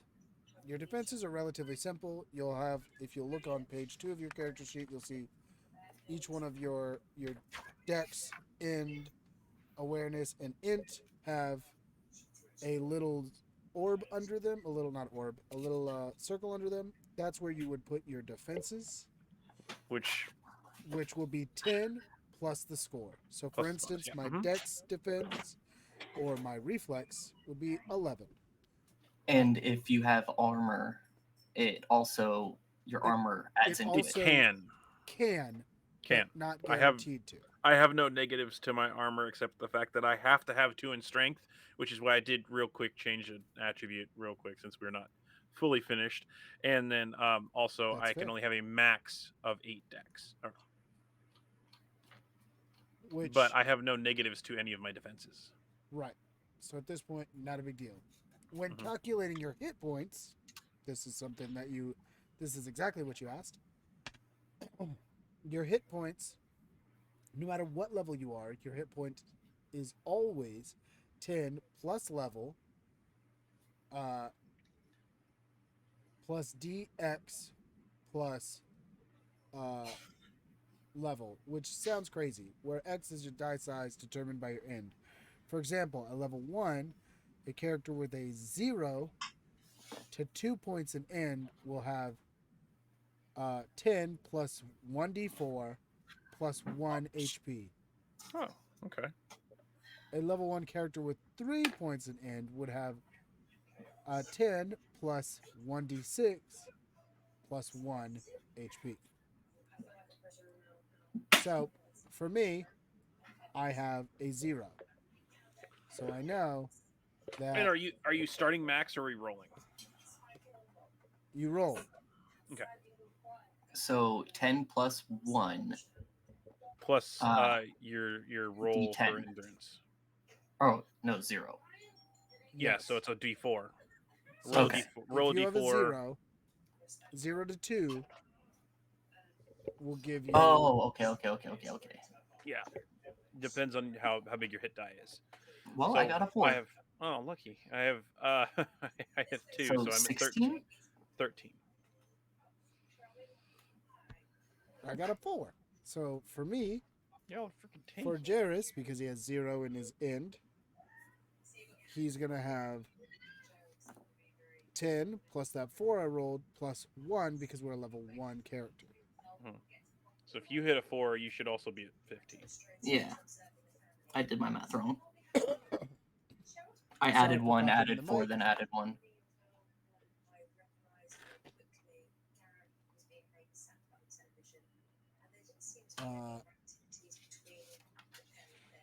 You will also get an armor rating or an armor defense, and that will be your armor plus applicable things. Which starts at 10 base, and then it tells you if you have armor, it tells you what you have later more. Right. So. I can't really break that down because each armor affects you differently. Well, and then just a quick question though: it tells you what your armor is, or you add that to your armor is the question. Because I figured it was just it tells you what your armor is at that point. I believe you add it to your armor, but let me look at the armors real quick. So, for example, under heavy armor, chainmail, which is what I get for my part of my starting kit, says it's an armor rating of 14. Well, technically, I have an armor of 10 naturally. I figured it would only give me to 14. It gives you an armor rating of It's open. Just come 14. in. Stupid. Yeah, that's what I thought. Okay. But you also get resist physical 5. Is that 5 or I thought it was 2? Oh, wait, sorry. What did you get? Chainmail. Chain. Resist physical 2. Yeah, which does. So, what's fun about resistances in this, that gives you a resistance to any physical harm, right? That's not magical, of 2, which means anytime somebody rolls to harm you physically, they have to take a -2 to that roll. Oh, they take a negative, not the damage. Yes, the Oh. roll takes a negative, makes you less likely to be hit by it. Oh, that's cool. Yes, it is pretty cool. I'm here for that. But again, double-edged sword, that also applies towards enemies. So if they have a resistance of higher, you will immediately go, oh yeah, by the way, take 2 off that roll, or take 4 off that roll, or so on and so forth. Right. Resistances are actually very interesting because if something attacks with multiple, you roll, and if you don't roll over it with, if something has a resistance, if an attack does multiple types of damage and you have resistance to one, you only subtract that from the roll where it applies to the type of damage it's resistance to. Right. So if he rolls and hits you with a sword and then magic and then a psychic attack, you only get the resistance to that sword. To the sword damage, correct. So say your resistance is 2, so he rolls a 6, he rolls a 15, which would have hit you with your 14 with the sword, but because of your resistance, it doesn't hit you with the sword, but the magical effect will still hit you. Right. And then but that applies to every physical part of damage. So if he attacks 3 times with the sword, he takes a negative to each one of those physical attacks. Correct. Fair. Okay. You said you're wearing chainmail? Correct. Yeah. You don't get any bonuses. Yeah, he sure doesn't. Ooh, and you lose speed. Oof. Yeah. Yes. I'm a little heavy. It's fine. Yes. It's it's a good thing and a bad thing. You know, Would you say that it's a double-edged sword? it's a real double-edged sword. That sword's got 2 edges. I can see it on it right now. It's very sharp armor. Also, the base speed in this game is different than other base 20. speed. Uh-huh. It is 20. Correct. I thought that was wild. Yes. In this game, everybody has a base speed of 20. Unless you took, so if we're on page 2, unless you're Henry, basically, you should be gaining 4. I believe it's 4 action points around, or is it 3? Might be 3. I have 3. You should be getting more than most people. Yes, I get 1 more than everybody. I get 1 bonus action point for every 2 coordination. Correct. But I'm just trying to So remember that what. would put me at 3. So it's 2 action points around to start? I felt like it was more than that. No. Now I have to scroll again. No, Oh, so for me, it would be great here soon to actually take heavy armor trainee, where my movement is no longer restricted by wearing heavy armor. that would be really good for you. Mm-hmm. Next pick, I think maybe. Maybe, just maybe. But for now, I hit hard. That's, you know what? And that's good enough. Mm-hmm. And I was also reading under the armors, because I thought that it doesn't give it to you, but no. And you can gain the resistance type multiple times. Yeah. And it stacks. So Yes. I already have a +2, but if I decide to take heavy armor second skin, I gain that again, and it's repeatable. Yeah. So I could have like +10 or 12 after taking it multiple times, and so my physical resistance is now at 12. They would take a -12 to hit me. Okay, if it's so physical. you start with 3. My mistake. That's what I thought. And then I get +1. Yes. So I have 4. So, unless you're Henry, because Henry's the only one who did it, and this is on your sheet, you're going to get 3 action points around. Okay. That won't be important other than to just fill it out on your sheet. That won't be important right now other than to fill it out on your sheet. Can you hold action points? Yes. Ooh. Okay, because unfortunately, apparently, my yeah, I won't be able to use my my weapon about every 2 rounds. Yes, but you can get more through several different things, or make it more efficient through several different things.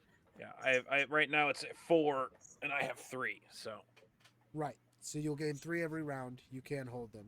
Again, it's not important right now, but because we're not gonna jump into combat right now, so when we get What? into combat is when I'll start breaking everything down as far as how that works.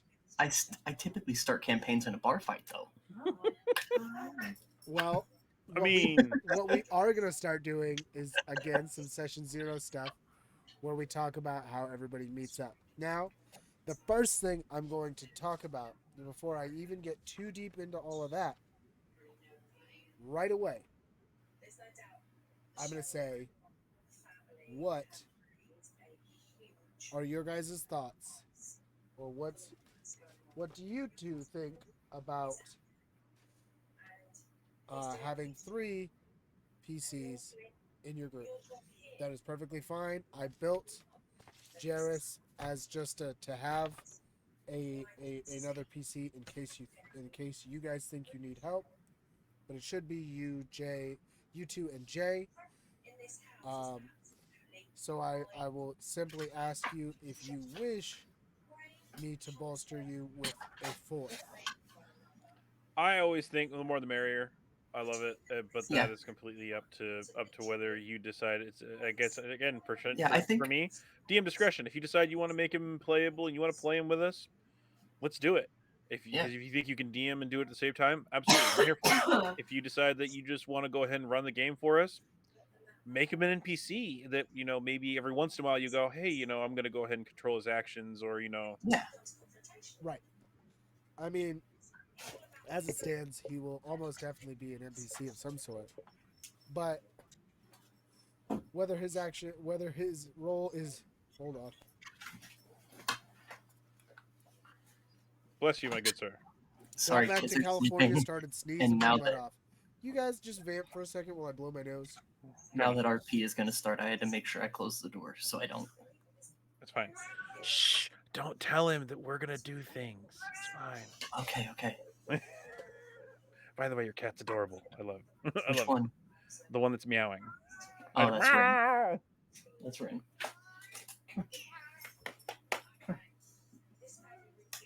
Come on up. I don't want you. He wants you. My big grumpy boy. Oh baby. Show your face. Ooh, you're mean. There you go. The kitty. That way. Thank you. It's so bright though. I don't Oh, wanna. his heart's racing. This is grumpy. You're okay. You're okay. So angry. I told you he's grumpy. He's a big cat though. He's like this tall. Look at him. Look at that big cat. So he's also a little bit thicker, but I have a friend who has Don't be mean. a full white with monochrome eyes, and it is a full meter of cat. I would say he's about That's 3 feet. That's Yeah. a lot of cat. It's a lot of Oh. cat. Looked at Henry once through a window, got COVID. Look at me. Anyways. Something rude with my height. No, Jeff was like, I looked at Henry once through a window when I got COVID. Sorry. I literally rolled up and just had the window cracked, and we're talking through a crack this big. I And he told just you pushed to the wear paper a through. mask. Hey, I told him to put it in the frunk, and he's like, no, I'm already here. And put it in the window. It's not a big deal. I was making a joke. I just have allergies. Gosh. Allergies. Yeah, hopefully. Hey, COVID, I mean allergies. listen, the last time I went on a long vacation, I came back with COVID, so I'm hoping not to have 2 for 2. I am super surprised that I didn't catch anything at con. Yeah, Jeff, as Being far around as I'm all those concerned, people. if you want to play alongside us, by all means. If you want us to just run forth and frolic, by all means. Up to you. We do my love a good Jeff MC character. Yeah, we'll see. We'll see. I can't use him so narratively this time because uh, I'll be running everything out of the book. So if he's an NPC, he's gonna have to be kind of extra. But we'll see. We'll see. Maybe I'll. Maybe I'll. We do love a good Jeff character. Thanks, Mav. Thanks. You know We what, do. Jeff? Feel special. For your own sake, how about we start off just him and I, and we'll see where it goes. That way, you don't have too much on your plate, but you can jump in if you need to. I mean, we're not even ready for the jumping in part. There's so many things I want to go over very quickly. Well, maybe not very quickly, but so many things I want to go over. So, uh, you guys don't have a lot of world lore yet, other than what's in this book that you've already read about your races and your characters. Hopefully, you read. Sure, we've read it. Absolutely. Yeah. Just got it, Front to back. 2 hours ago. I just meant the part about your races because that's where the most world lore is in the part about your 18 races. pages, front and back. 18 pages, front and back. I'm glad you got that reference. We were on a break. I'm surprised my wife isn't tuning in. Oh God. Her wife, what? I said, I'm surprised you didn't tune in. Jeff's like, did you read the part about the lore? I was like, yeah, absolutely. 18 pages, front and back. Front and back. tell her I said we And were then on a Mav goes, we were on a break. You fell asleep? What do you mean you fell asleep?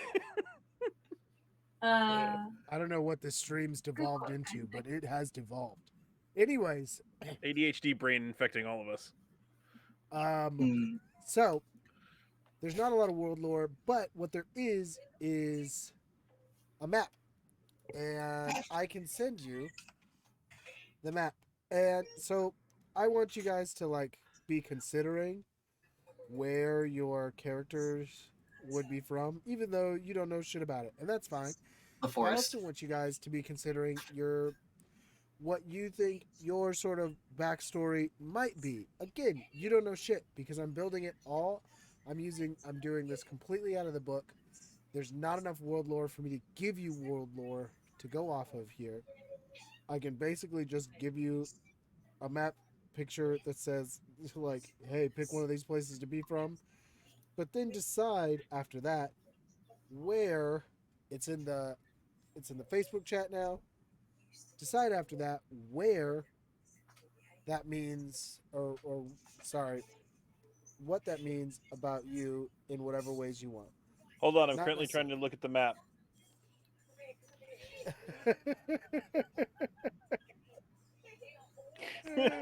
You could also use your phone, you silly Billy. Well, even that is. Listen, all right, it's good enough. Now listen here, you little shit. Listen to you little shit. That's the only map I found. It's all you get. You can pick one of those places to be from, and I'll tell you that the story's going to start in Bridgemore. You can choose to be from Bridgemore, or you can choose to not be from Bridgemore. That's an important part of the first adventure we're running, so choose that. I mean, I don't Also- have a lot of options because I'm a woodland creature, and if you look at this map, All the way on the left. or all the way on the right. Yeah, you got two. Yeah, you know what? Spoiled for choice. You could be in one of those two places. I'm gonna be from the southernmost Kendaria. Like that little church at the bottom, down there. Okay. Is that a church? Kandari I is don't know. temperate climate, Naleth is hot and arid.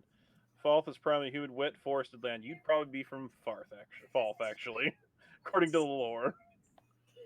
But Oh, because it said forested land. yeah. Yeah, but look at the forest down there. Listen, I don't care. Pick one. Pick one and be from it. All that's really important is, are you from Bridgemore? If I'd the be answer's on no, the write down where you're from, and we'll figure out what that means later. I'd be probably in the more mountainy parts of Falth, right there near the opening Okay, in that valley. so you guys are from separate places.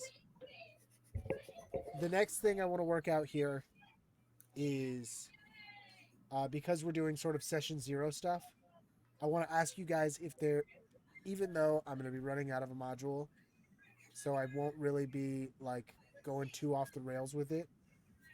Important stuff that we should support and we do support here at Torchlit Tavern is asking if you have any hard lines, anything you don't want to see, um, any stuff like any Trigger warnings.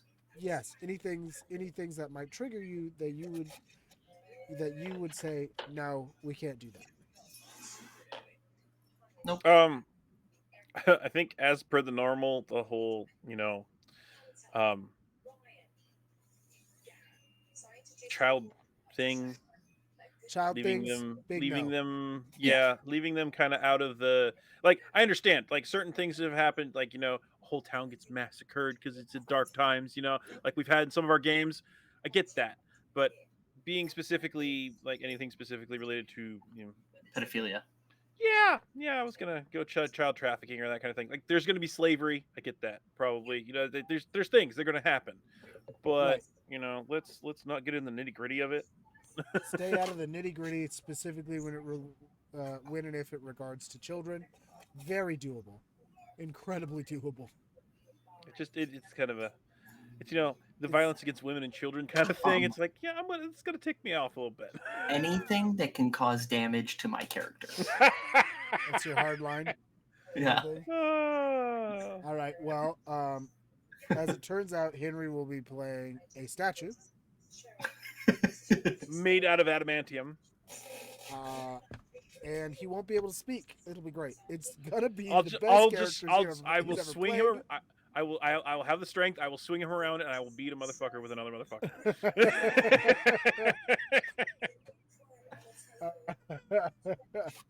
That being said, I mean, I understand that there's probably going to be quote unquote racism and whatnot due to. I did read in the lore that dragonkin have a problem with dwarves and whatnot because of reasons. I was like, okay, so there's going to be certain things. We're gonna probably touch on some subjects, but Yes, actually, one of the interesting things about the lore that is available with the races is that dwarves created dragons. created them. Created them by accident.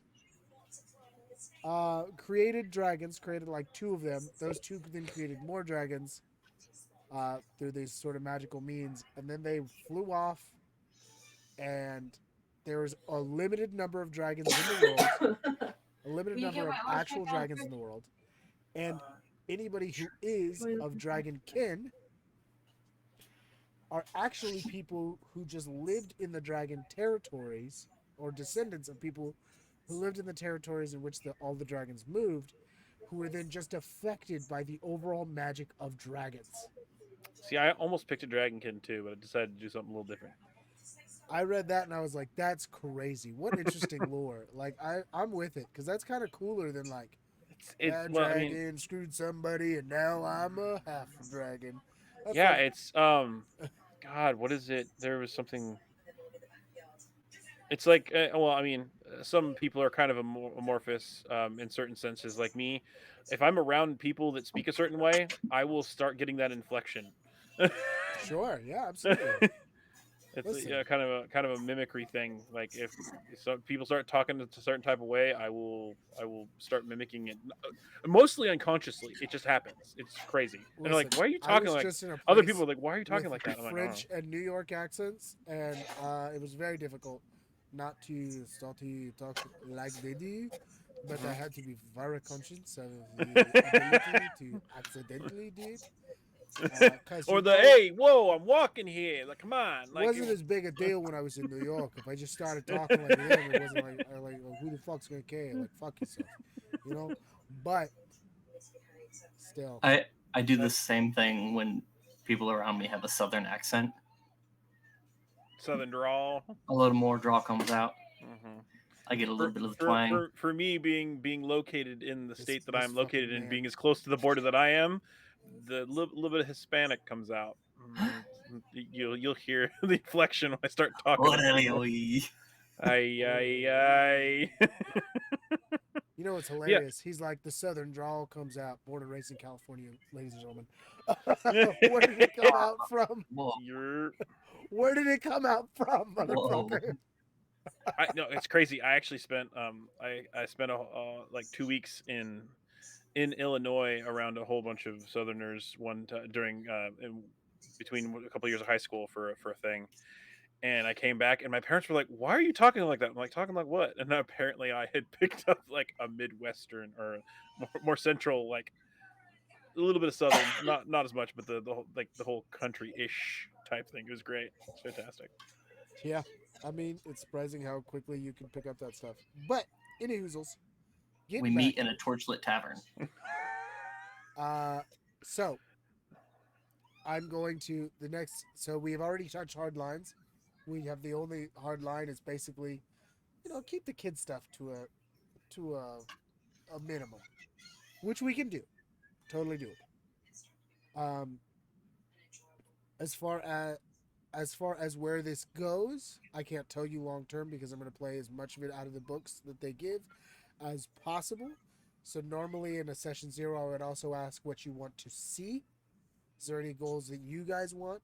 But we're all new to this system, so I'm going to kind of forego that because I think we all have the common goal of like seeing how it works. Survive. Well, with them being as rare as you say they are, I want to see a fucking dragon. Yeah, there's only like 9 or something. I don't have to fight it per se, but I want to see one. Hell yeah. Maybe like it flies overhead like Ho-Oh and Pokemon. I don't give a crap. I'm like, oh motherfucker, it's a dragon. Holy shit. Flies overhead like oh. Yes, I'll work that in for you. Episode 0, you're in the Torchlit Tavern and a dragon flies overhead. All right, check that off the bucket list. I mean, it could be worse. You could, be on a cart going to be executed and a dragon, quote unquote, saves you. You're awake. You're awake. Every time. And you wake up on a mine cart. Anyways, so now that we've covered those two things, the next thing I want to cover is sort of relationships. As I said, we don't have a lot to base our backstories on here, other than your background, which actually does help, and your profession, which again will also help. As far as building a sort of basic backstory, we won't have a lot of details because I want to build it with the world lore, and until we get more of that, we won't be able to fill it all out. But you can sort of outline out where your character's been. Obviously, you're level 1 adventurers, but you're not even technically adventurers at this stage. So, my next question is between the 3 of you, technically maybe 4 if we include Jarrus, and whether or not I include him, you can tell me whether or not you wish to have known any of these other people prior. Are you going to be 3 people who already work together? Do you want to have never met before? What do you guys think will work best for you? I think it being a brand new world, and being fresh to it,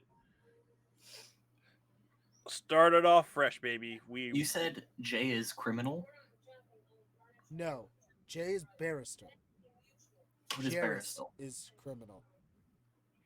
I mean, and at this point in time, with how I've been as a guard, maybe I have, I know of you somehow, or I can recognize. But at this point in time, like I said, kind of fresh. Let's see, somehow due to circumstances we get thrown together, or just somehow meet up or bump into each other off the bat. No, you said Jay was Outlander. That's what it was. Yes, his background was Outlander. Yep. Yeah, that's what I was looking for. Yes, 'Cause sorry. you I guys- gave you his profession, not So his background. I probably have bumped into Jay at some point, and yourself. Jarrus, yes. Sorry, I So- didn't say that on stream. Okay, Jarrus. Jarrus, yes. Yeah, so I've probably bumped into them, so much like he said, knowledge of, but not necessarily, maybe worked with Jarrus at some point or another. Okay. Maybe worked with Jarrus. I should write these notes down. At best, like fleeting acquaintances. Nothing. Okay, fleeting acquaintances. Because at this point in time, learning as much as we can about the lore and each other would be pretty much. Yeah. Okay, do you think that would be enough to recognize each other if you met each other in a tavern or something, or would it be all happenstance? Like, oh shit, yeah, I have worked with you, or I have heard of you, or I've met you once before. I think uh, both Jarrus and Jay, I would recognize. Likely. And if I had ever seen you before with the background that I have and the actual race that I am, I wouldn't forget a face, but do I know who you are? So that's Yeah, let's say Lynn's to recognize each other but don't know each other. Yeah. correct. I may have thrown you out of a bar or thrown you out of a front gate before, but other than that, Okay, I love that. Um, So yeah, recognize but not know. right. passing interaction. Yeah. Um, so I'm gonna give you some background, which I'll have to rehash at the beginning of the next one, but we're gonna get a little background anyway about kind of where you guys are and where you guys are gonna start. Um, Do we want to give backgrounds for our character if there is some premise of the background? yeah, actually, I'd love that. Go ahead if you have something in mind. Actually, you know what? I'll start. I have a character Okay. just to make this easy, so that you guys can kind of think about it. I have a character. Um, in I think the background for Jarrus is like that he's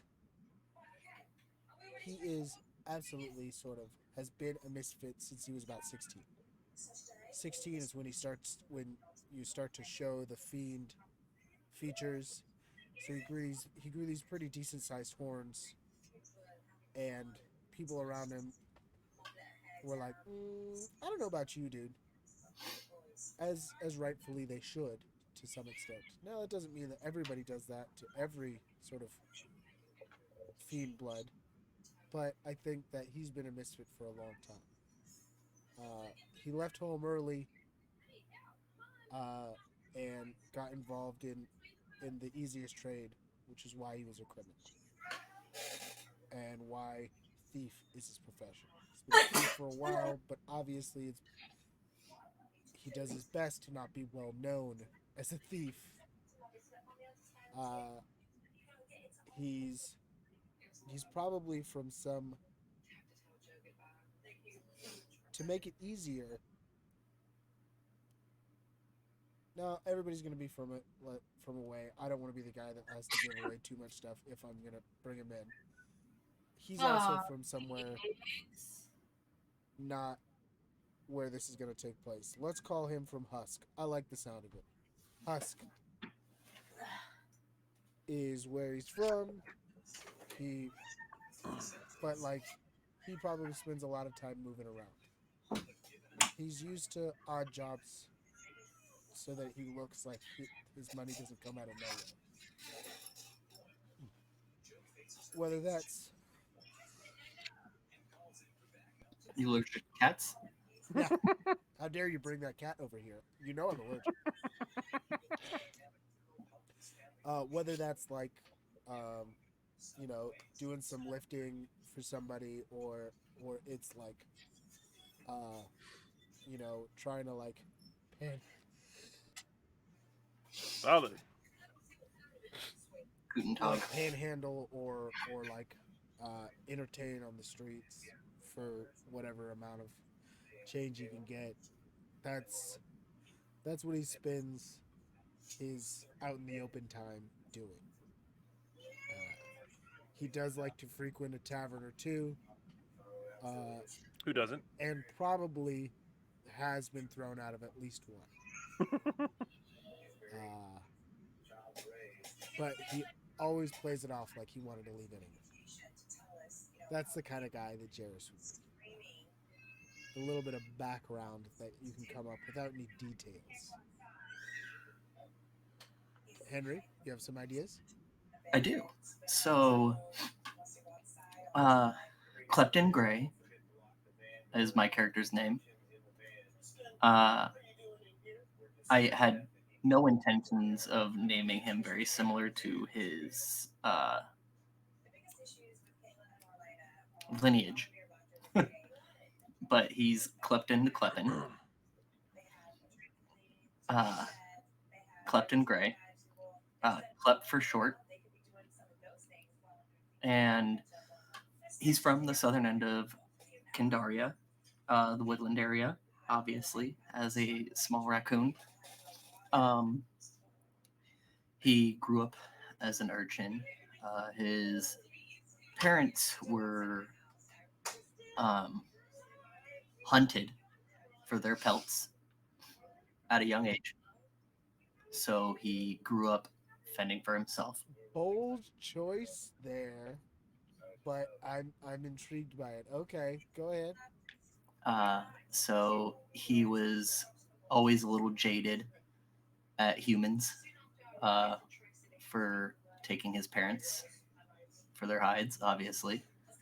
Well, he doesn't know they got taken for their hides, but he knows that hunters took his parents. Um, so he's always been a little bit jaded at humans and hunters, especially. Um, so he's tried to make ends meet by kind of out of spite getting back at humans and trying to steal and pickpocket and do what he can in that sense to get back what was taken from him, I guess, in a sense that his parents would have provided him with. Um, and when he's not trying to get his licks in against the humans, he um, he's trying to work odd ends, doing a little bit of entertaining, um, and just kind of doing his thing. Maybe not insider trading, but selling intel, uh, kind of going for that sort of work on the side. Okay, okay. I like it. I like it. Uh, and let's hear from Mav. What are you thinking for your sort of backstory? And again, broad strokes are great. Henry So hit with a pretty my precise detail, but you don't have I to. mean my with my again I said off of a whim. I just decided I'm gonna base him off a movie character. Well, McGruff. no, his name is Jorn McBain, and he grew up in one of the big Hondu villages, but decided he wanted to go and be something more. So he went off to the big city over in Falth, and got himself recruited into the guards guild. Became a guard and rose through the ranks. He became a respected.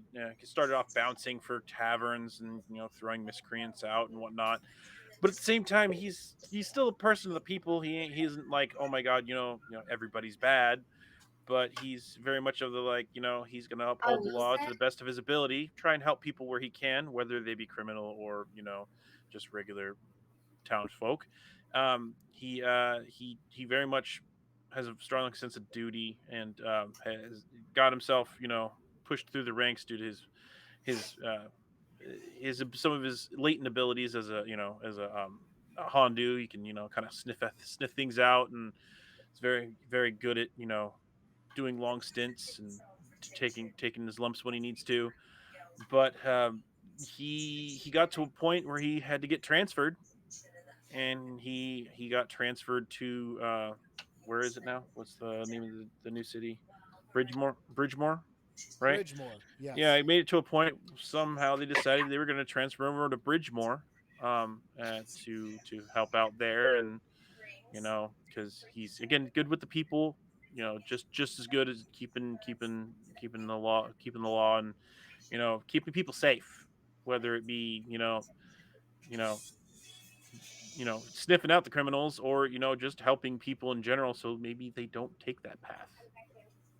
You know, still his What a roots of character we shall make.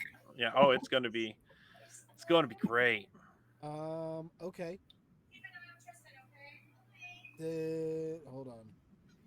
Would you say that you're a good boy? I don't know if we're gonna go that far, but Okay. Well, I mean, you are a dog and a guard. Who's a good a boy? a Who's a good boy? Hey, actually, he brings up a pretty valid thing that's not present here and noticeably not present. There is no system in this. There is no mechanic in the system for alignment.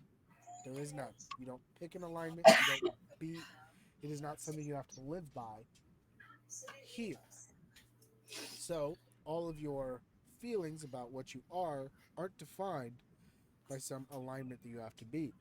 It allows you to be more fluid and tell kind of whatever story you wish. So if at some point you feel like I have a strong sense of justice, but the things you see make you go, this is not something that I'm going to maintain. right. And the other reason I even I made the statement as what it was is because, as with all of your different backgrounds, I don't think I'd be want to be the not just the sore thumb, but the person who's always like, oh, you guys are doing wrong. It'd be like, I get it, you guys are doing what you have to do. I, as much as I want to have you abide by the law, you guys have your thing, and I'm not gonna quote unquote turn a blind eye, but at the same time, I'm not gonna be like, oh, I'm gonna snitch on every single person. It's the Yeah. law is black and white. No, there's gray, and there's also the fact that people got to live, and sometimes not everybody can be as fortunate, to quote unquote have a job as I do, Gesundheit. But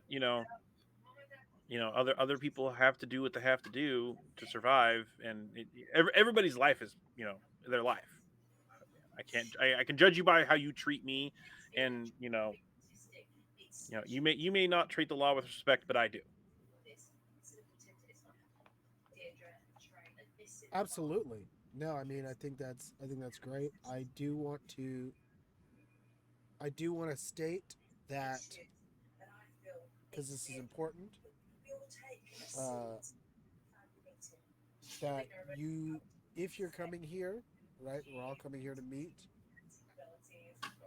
If you have come here, if you think that you've come here to join up with the City Watch here, to be a guard here in some way, shape, or form, whether that is as the City Watch would, which would be more of like a soldier's role, I think, than a guard's role per se, but maybe.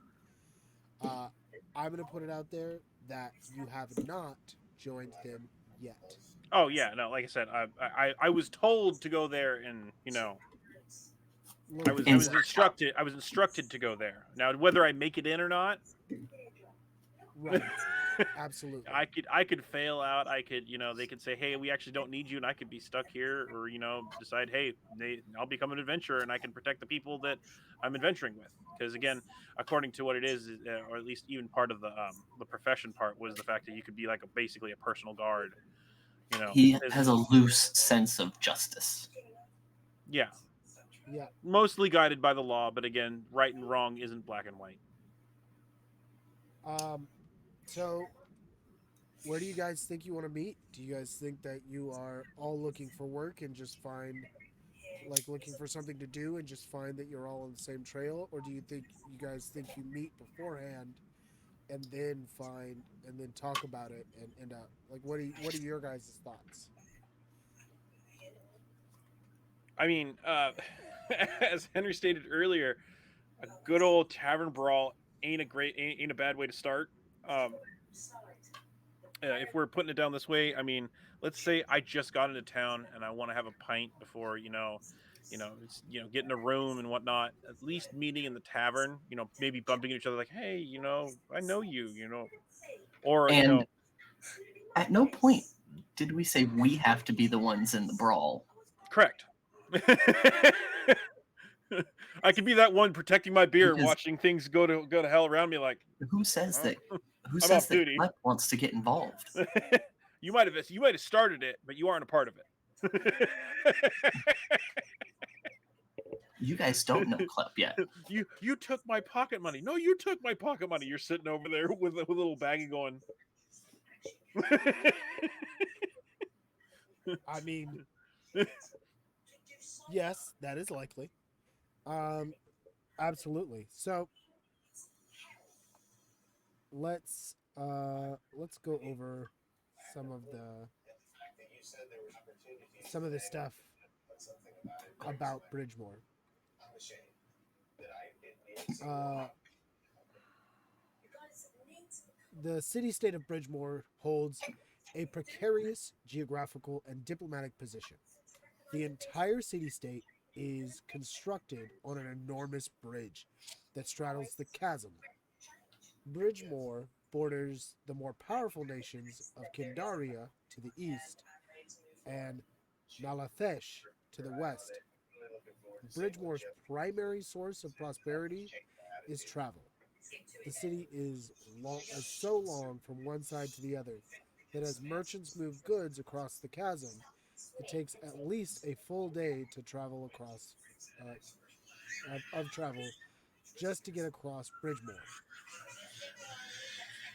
This allows Bridgemore to prosper from trade so long as Kindaria and Nalathesh maintain good relations with one another, and so long as they trust Bridgemore to be a reliable and safe stopping point.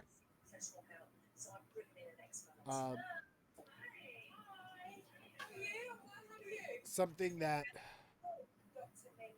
let's actually have let's have you guys make an awareness check to hear something right now, and that'll decide how much you know about a given thing. 11. 13. But I have 2 wait to a minute. eavesdropping, I take that back. Yep, sorry, go Add your 2. so 13.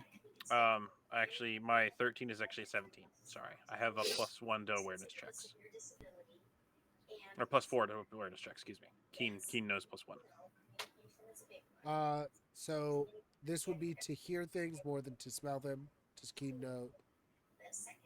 Hold on, let me read it again because it does just say blanket +4 to awareness checks. I'll go back. Can I use my +2 to persuading to persuade you, Jeff, to let me know more? No, Oh, but you man. can use your luck that you took to re-roll that if you'd like. That's fair. I only have 1 luck. You can re-roll it one time before you. Okay. I'll Actually, no. I'll roll. I'll keep my 13. Okay. It's not a terrible roll, but 13 is not terrible. Having It's to also not load great. all these pages makes my scrolling It's- so it's very on slow. It's on the greater end of 50%. So Okay, so yes. So sorry, I didn't read it all. So no, I rolled a 13. So you got a 13. Both of you got 13.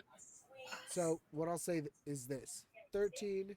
Actually, there's mechanics for this. Let me just look at the mechanics real quick. Hold on a second. I'm gonna read one more thing because I might be able to do something.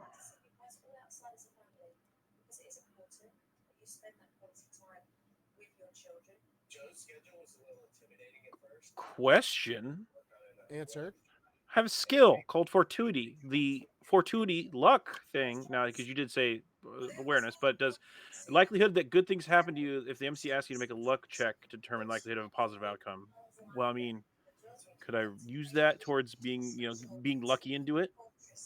Technically, I didn't ask for a luck check, but Just ask.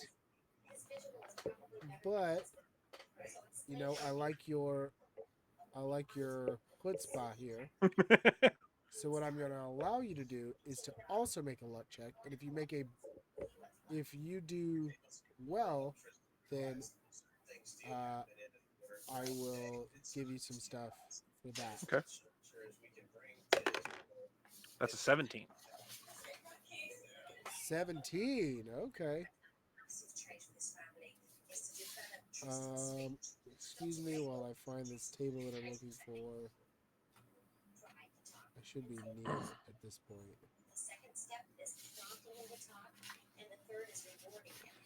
What are you looking for? I'm looking for there's a table in exploring about roles.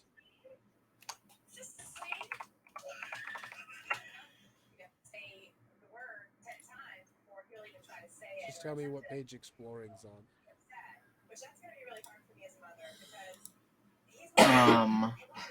It is on 413. Okay.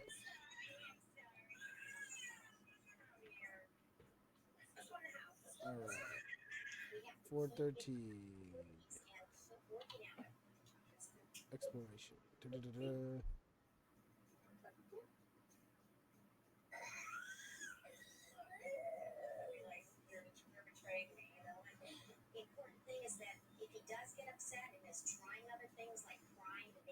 Maybe it's not in that one. Hold on. Let me look at this other one.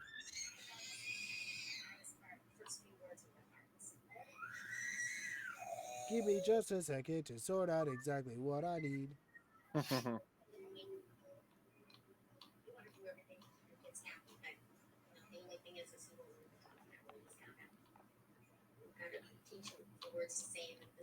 da, da, da. Oh, here we go. This is the one I needed. All right, so cool. What I will give you is that you both hit the goal to learn some stuff here. So that's perfect. I will say Gesundheit. thank you. That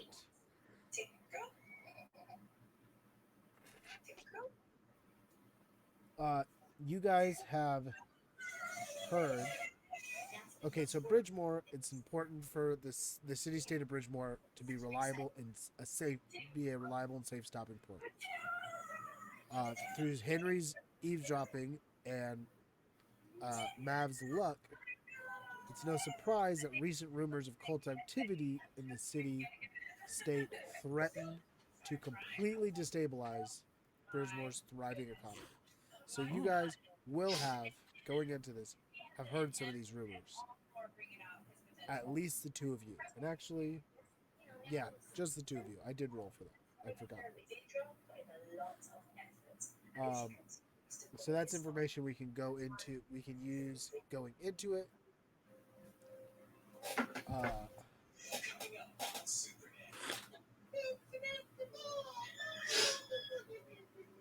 I think that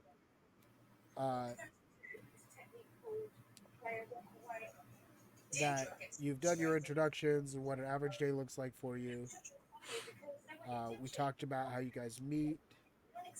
We'll go into how you guys meet. You guys, if you guys have descriptions of your characters that you'd wish to give, like physical descriptions, now's the time. So we can kind of get that out of the way. Again, we'll probably refresh a lot of this come next stream, but let's do that. Okay. So Clepton Gray is pretty much your average raccoon. Nothing too discernible about him, but he does have orange eyes. Not like neon orange, but like golden orange. So they're not the classic yellow that you imagine when you see a raccoon. They're a darker hue of orange. Almost an amber. Almost. What kind of clothes do you wear? Because you're going to be wearing clothes, one assumes. What's your clothes and gear look like to you? What do you think? I'm working on it. So he wears leather armor, first off. So it's going to be very baseline, very generic. Hooded shroud, cut off sleeve armor, leather armor. It's all going to be blacks and tans. And is it brown, dyed black or is it black because it's dirty? Dyed black. and his pants are kind of cut off just below the knee, barefoot always. Um, and the bottom of his pants are a little tattered, a little worn out, not not new looking. Um, the leather armor looks a little bit newer, like it's a newer addition to what he's wearing, and the hooded cowl also dyed black, um, and it's got leather, um, brown leather straps kind of holding it together, and the cowl is a little bit tattered. It looks like it's not new, but it's also not as old as his pants. So That's you about it. look a little like the urchin you've been for years. You look like you've Yeah, probably been living on the streets. yeah. Okay. Minus the leather armor. That looks new. Okay.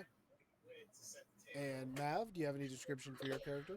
Yeah. So took some creative variants also due to the fact that it says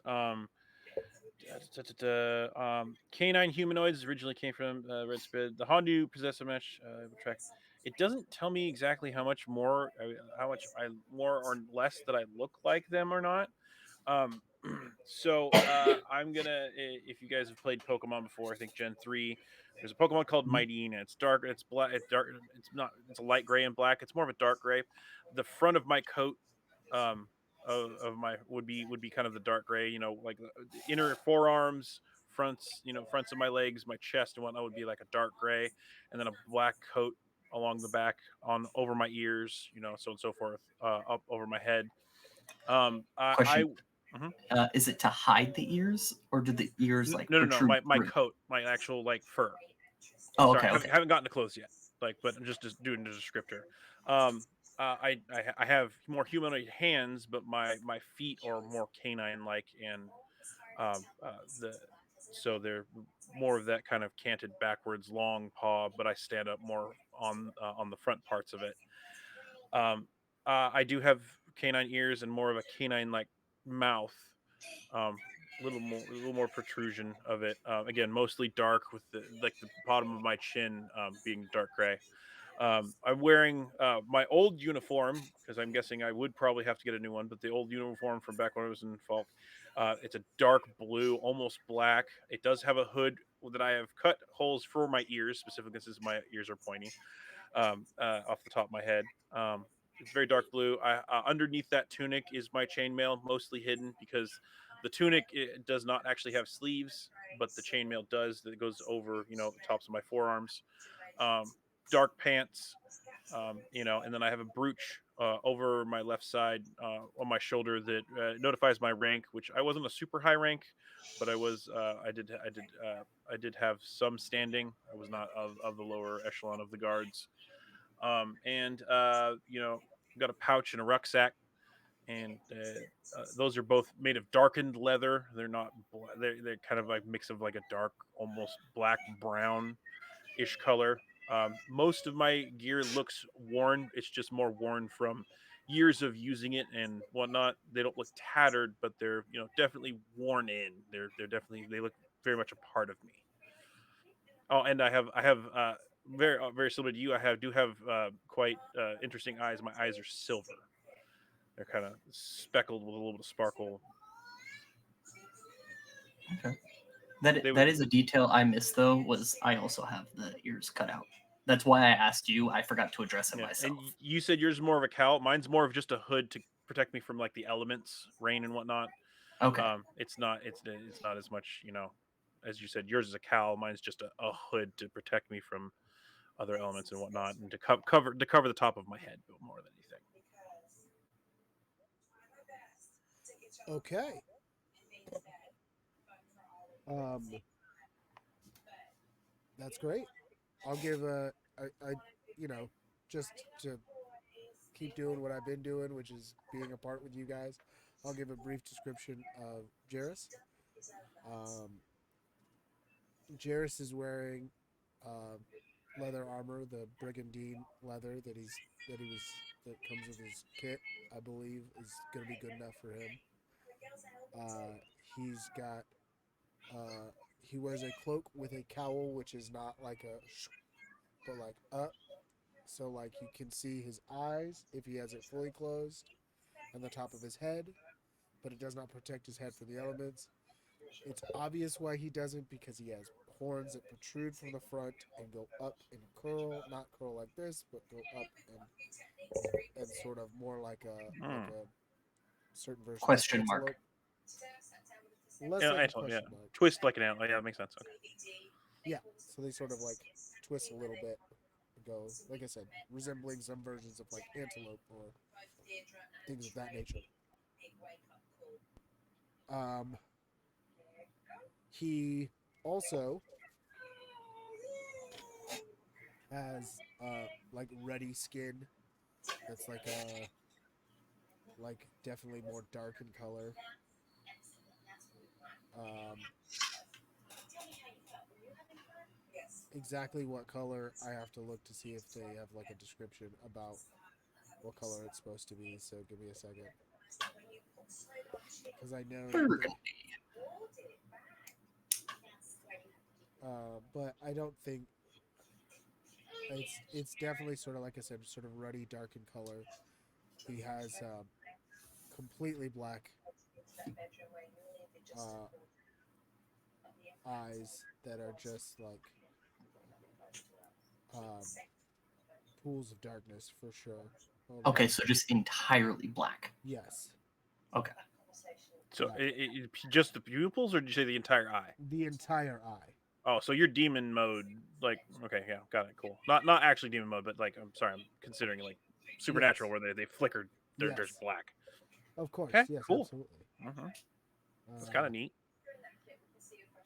Yeah, hold on. Let me. Kind of spoopy, like it.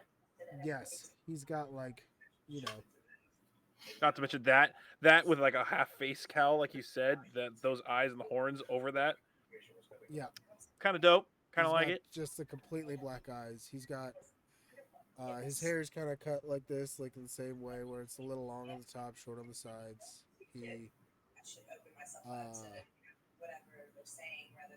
He's about 6 foot, 100 like maybe 80, Oh yeah, I didn't where even do he's that. like kind of, you know, it's hard to see, but he's got a little bit of a build. If his cloak is all the way shut, you couldn't really tell. You could just see how broad his shoulders were, which he's not incredibly imposing, but he's imposing enough for his height. He's a wide 180. Yeah, he's not like super wide, but he's wide enough. You know what I'm saying? He's not one of those guys where he walks in and people are like, "Oh shit." Other than like obviously the sort of demony look that he has, the fiendish look he has. But when the cloak is open, right, including in the front, which it does open, uh, even around the mouth, you can see he has like pointed teeth that resemble kind of almost fangs, but he's also got bigger lowers than uppers, so it's like halfway between a set of fangs and like tusks like you might see in like Almost like an orc. Almost oversized.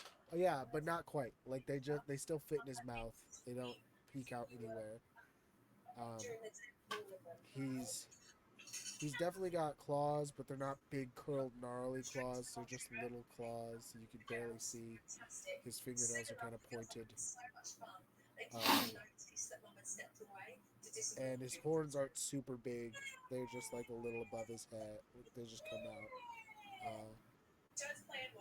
His hair is like a an almost.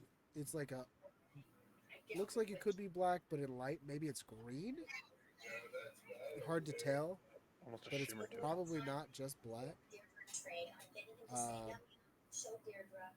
and he like I said, he wears the armor. He's got the pouches strapped across his back, which can be seen sometimes when his cloak is shut, but mostly when it's open.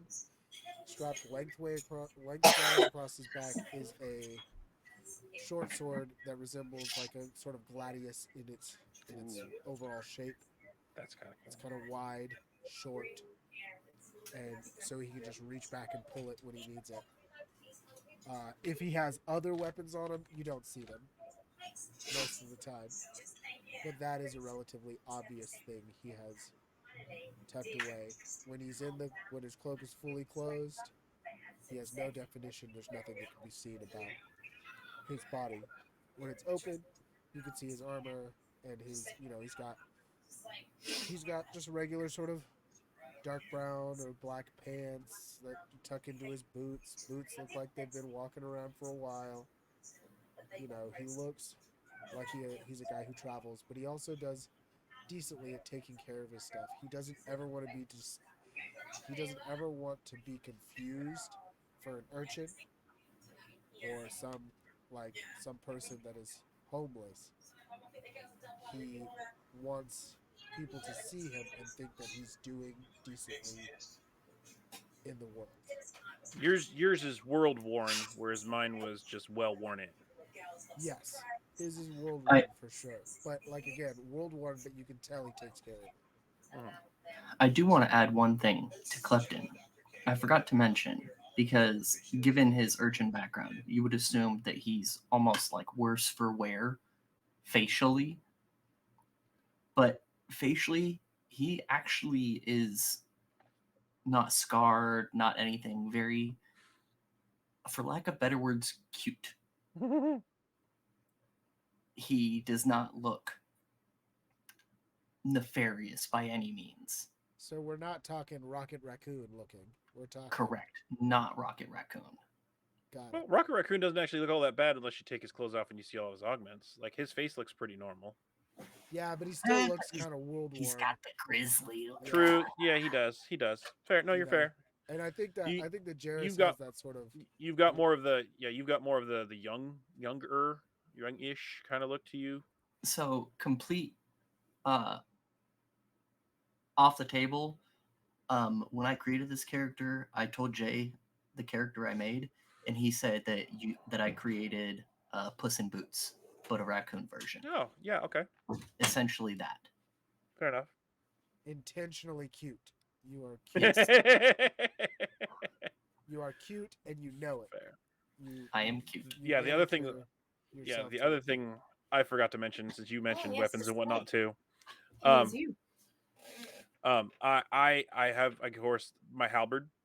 I don't currently have any other weapons, though I do plan on probably having a different one. When not using it, Oh. because it actually has a sheath for the blade itself to keep the blade in good condition. Um, when not in use, it's hung on my back. Otherwise, can also use it as a walking stick. The bottom's really well worn. Where the pommel normally like kind of would be, really well worn from using it for as a walking stick. But otherwise, in otherwise pristine condition due to the fact that I'm a guard. It normally when it's sitting on the ground, you don't look at the bottom of it. But if you were to take a look at it, you'd see it's been set down or it's been resting on the ground quite a bit. Cliff carries a scimitar or a scimitar, depending on how you want to pronounce it. Very used. Got I don't got want to chinks pronounce it in it. either of those ways. It's a scimitar. Scimitar. I said scimitar. Scimitar. Scimitar. Okay, sorry, scimitar. He has a scimitar that has chinks all along it. His blade has been used, abused, gone through the ringer. Looks secondhand almost. It's trusty, right? Yep. Yeah, I would say that. And that is just strapped to his back. I would say that. Yeah, strapped, but not in a sheath, just strapped. Yes. I'd say that none of you, even if you'd come across Jarrus before, have ever seen his blade. Yet. You've seen the sword sitting across in a sheath, like perpendicular to his body across his back. Probably. Mhm. Maybe. But But never seen it drawn. Never seen it drawn. And If you can only assume that's on purpose. Yeah. So I mean, like if you'd have seen me on duty, you'd have seen my halberd out, but 90% of the time it's got its scabbard on it because I don't need. It doesn't need to be out. Plus, I could use it as just a bonking stick. It's whack. No, bad. Oh, don't say bonk. Why not? Gives us Flashbacks. flashbacks. Oh no. The Missed first time he something. was on our stream, he made quite a wild character. But No, the first time was Samil. I don't know if we streamed. That was on your stream. Oh. It wasn't on ours. But anyways, yeah, I think that Jairus looks kind of world worn, just like his clothes do. Like, I don't think he has too many like visible scars or anything like that. I think he's very good about it, but I also think he's not like charismatic. He'll like fly if his stuff's open, if his cloak is open, he's smiling and he's the kind of guy that like likes to talk to people and is average at doing so as far as his success rate. Again, he's not charismatic. It's not. Mostly very personable though. Yes, but he is personable. He's like, if it's open, he's like, he's talking to people. He's having a drink. He's, tipping the barmaid or whatever. That's the kind of guy he would So be. cloak open, very expressive. Cloak closed, not so much. Not so much. Well, and to give you a tiny bit of detail towards mine, again, as lupine as I am, you can definitely tell my mood by my ears and my hackles. Like you can tell whether I'm smiling or whether I'm, growling or frowning, or if my ears are up, pointed, or drooping because I'm being lazy, or if they're flat back. Like you're gonna know, like Do kind of you wag your how I'm tail? feeling. Yes, you didn't talk about tail. I Let's did not talk about tail. tail. Let's say that I have a kind of a medium length tail, maybe down to the back of my thigh. Not super long, not super short. Does it curl? No, it's got almost like the slight uptick, like a German Shepherd. I have one of those. I know. Mhm. I'm familiar. Yeah, so the slight uptick is not as expressive as again my face and my ears, but definitely during certain situations, yes, probably would. Is there a hole in your cape? I don't wear a cape. Remember, I wear a uniform. So there would be I thought you a said there hole in was a the. cape. No, I have a hood as a part. It's just a hood Okay. as a part of the tunic. Just the hood. Okay. Not the cape. Yeah, I do not have a cape Not a cloak. yet. Yeah, Okay. or a cloak. Yeah, I do not have one. I just have the hood. Okay. Again, lighter is better with the fact that I have to wear heavy armor at the moment. Movement, and again, when I finally get that feat where I can move normal speed with the armor, because again, I'm very lupine. I'm supposed to be very kind of able to do what I need to do, be lithe when I need to. But again, yes, I do have a tail. It does. There is a hole in the back of my um, uh, pants, I guess, or at the top of my pants. There's a little notch so that I can my tail can be free Okay. We've got and tail. quote unquote barefoot because again my paws are again lupine. They kind of angle forward a little bit, and I stand on the pads of them. Uh, but Okay. mhm. All If right. I I need think to, I can wear things to protect my feet, but most of the time, don't need them. you have booties just in case. Mhm. In Hey, case there's snow dude, or that something. good, I gotta protect them just as much as everybody else. All right. So we have two barefoot people, and far as I've heard from Jay, he will probably also be barefoot. Um, and that makes you guys weird for Jairus. Just heads up. No. Hey, Why won't you wear any shoes? None. that's because I don't need to, and I can What feel the about you, ground little better. man? You've got little furry feet. They're just like people feet. You could be wearing shoes. You see, the thing is, I gotta be able to scurry. I gotta be able to get up, down, climb, do whatever I gotta do. All right. You both need. I think it's approaching 11 very quickly. We've been on for 2.5 hours. I could get us into a little more actually role play, but I really think it'll just wait for Jay. I think it's better that way. We did session 0 stuff. We made characters. all this stuff we're gonna get back over. We're gonna go back over. Can we Um, roll for it?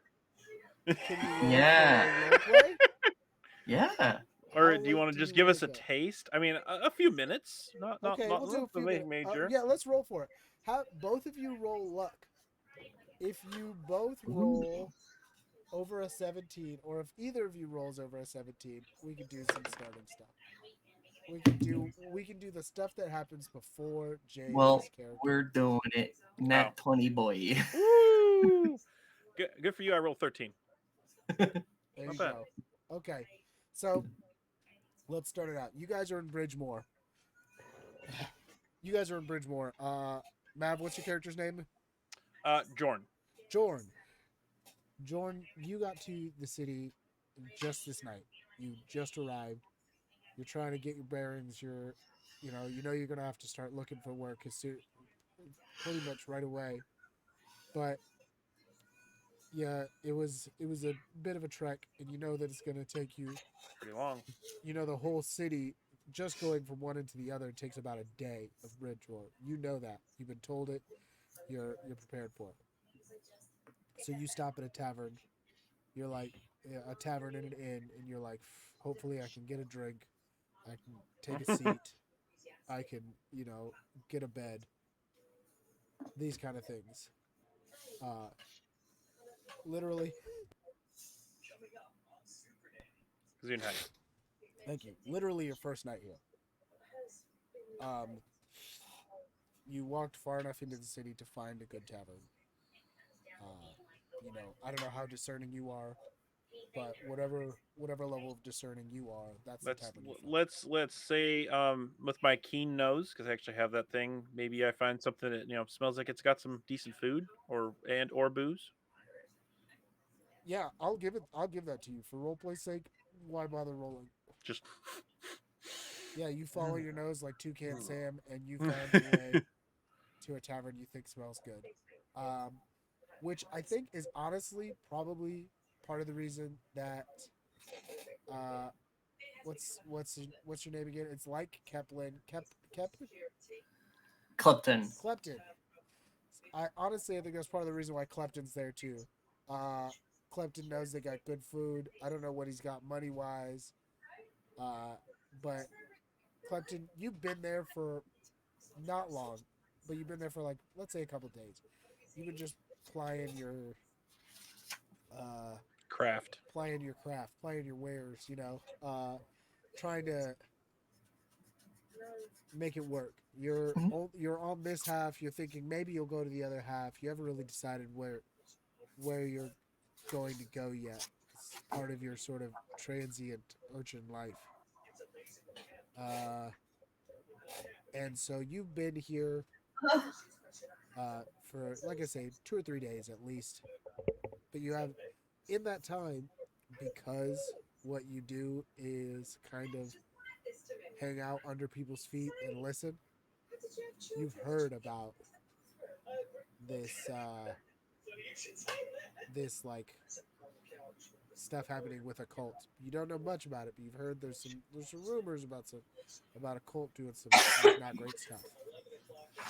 So you're already in the tavern. Roll me an awareness to see somebody.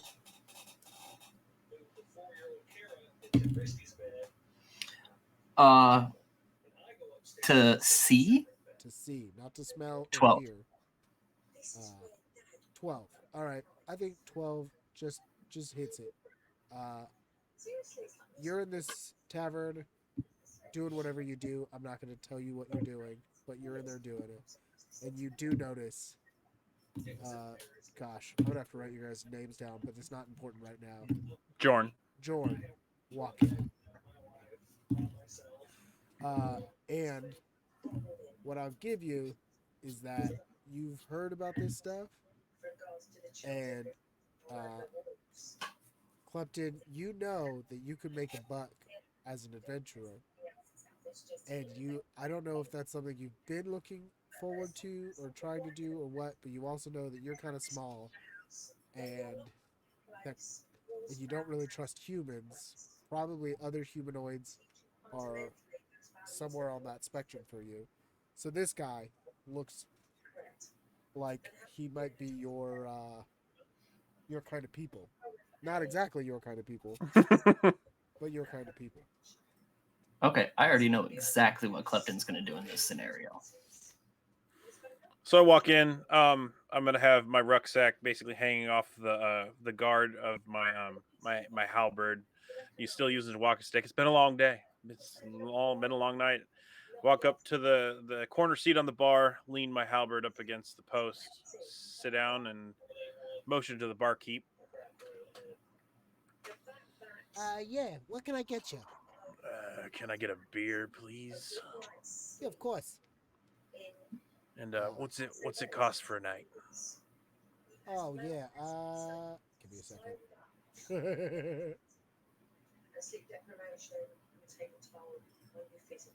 I have that. I just have to get to it. Give me a second. You're good. Here we go. Da, da, da, da, da, da, da.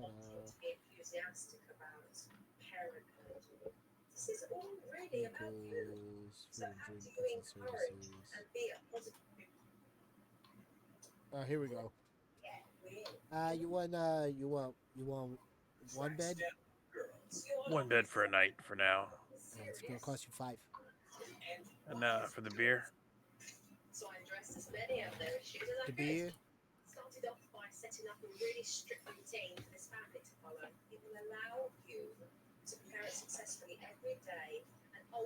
That's gonna cost you 1. I take 10, slide it across, and go. Well, it depends. He goes. Sorry. Depends. What do you want? You want a ale, a beer, a cider? I got options. Your most refreshing one. I just had to cross the desert. Most refreshing? I mean, you ask me. It's a cider. Let's take the cider then. All right. Just one, right? So I slide 10 across and go. Keep them coming, and I've got more No, for tip. no problem. He he drops a key in front of you for the room and slides you a pint of cider. I take a long draught, probably about half the pint right off the bat. Set it down and go. It's pretty good. How tall did you say Jorn was? I'm 6'4", 200 pounds of very 6'4". lupine Okay. person.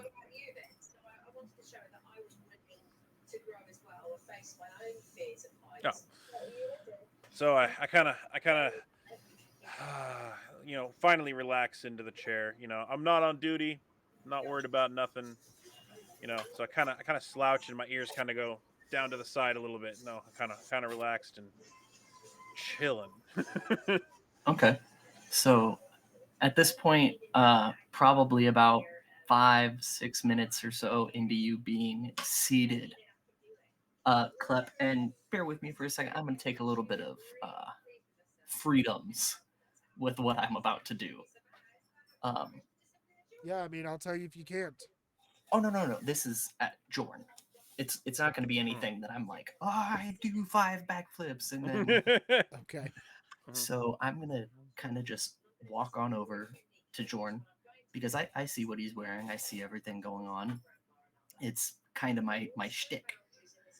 And so I go on over to him, and assuming I'm kind of not noticeable to him in this current circumstances, him being seated at a bar at 6'4" and myself being 2.5 feet tall, I'm going to start to like climb up the bar stool that he's sitting on and like lean up against the bar and like tap him on the shoulder. Hey, I I don't I don't normally get involved in this kind of stuff, but I feel like I've got to let you know. Um, those guys down at the end of the bar said that the second you walked in, it smelled like a wet dog, and I don't normally approve of that stuff, so I just wanted to let you know. Take another sip of what would probably at this point in time be my second cider, and I go. People can think what they want at this point in time. I'm too tired. But I appreciate you looking out for me, little one. What's your name? The name's Klepton. You can call me Klepto. Klept, Jorn, nice to meet you. Nice to meet you. Thanks for looking out for me. I appreciate it, but I'm off duty. First of all, my first night here. I ain't here to cause trouble, at least right now. I mean, if they I'm want to not. start, something, they're more than welcome to try. But I'm not saying you got to start anything. I'm just telling you. I maybe you want to tell them like, hey, that's disrespectful or something. well, they haven't said it to me yet. If they come up to me, they can find out. Okay, hey, you live your life, man. Why Us don't you furry friends got to stick together. absolutely sit down. I want to buy you a pint. All right. Make awareness checks to hear, both of you. 12. 14. Good enough. You hear coming from the opposite corner of the tavern, so not the other side of the bar, but catty cornered from where you're at. You hear a commotion start as you hear. All right, so just because I look like this, you think that I was trying to nick something from you? You think I'm trying to get involved with your mess? No, no, no. Come on, come on.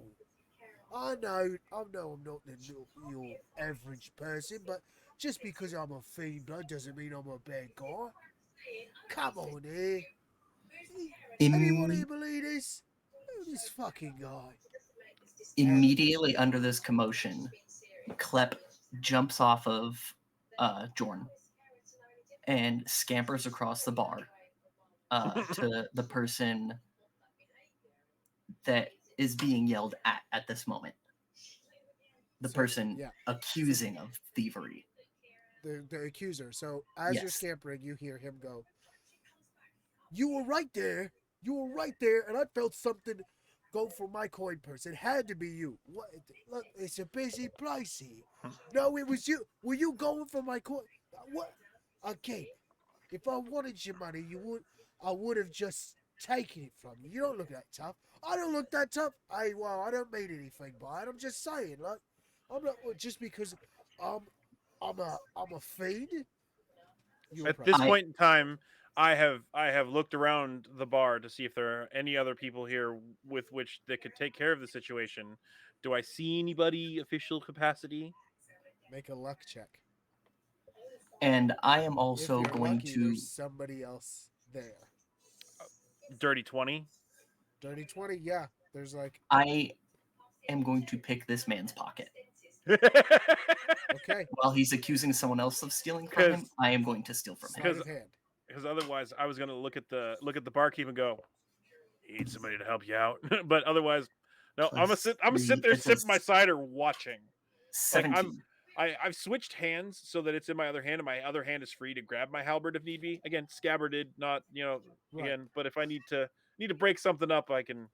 I technically still have an official capacity, whether or not I'm not here. But yeah, I Yeah. You with a 17. 17, you get this guy's coin purse. He's too busy. He's too wrapped up in this to And notice. with that information, I want to do something outlandish. Okay, well, oh, let me first say for June's perspective. June's looks over or Jordan, sorry, mhm. Jordan's perspective. Jordan looks over and he sees what looks like is maybe an off duty guard or something. So it looks like it's his job, and you're just like, his job, he'll handle it. But he doesn't appear to be jumping up to this yet. So, all right, Henry, hit me. Okay, so are there tables around, like, near them? Yes, there is a table in the corner.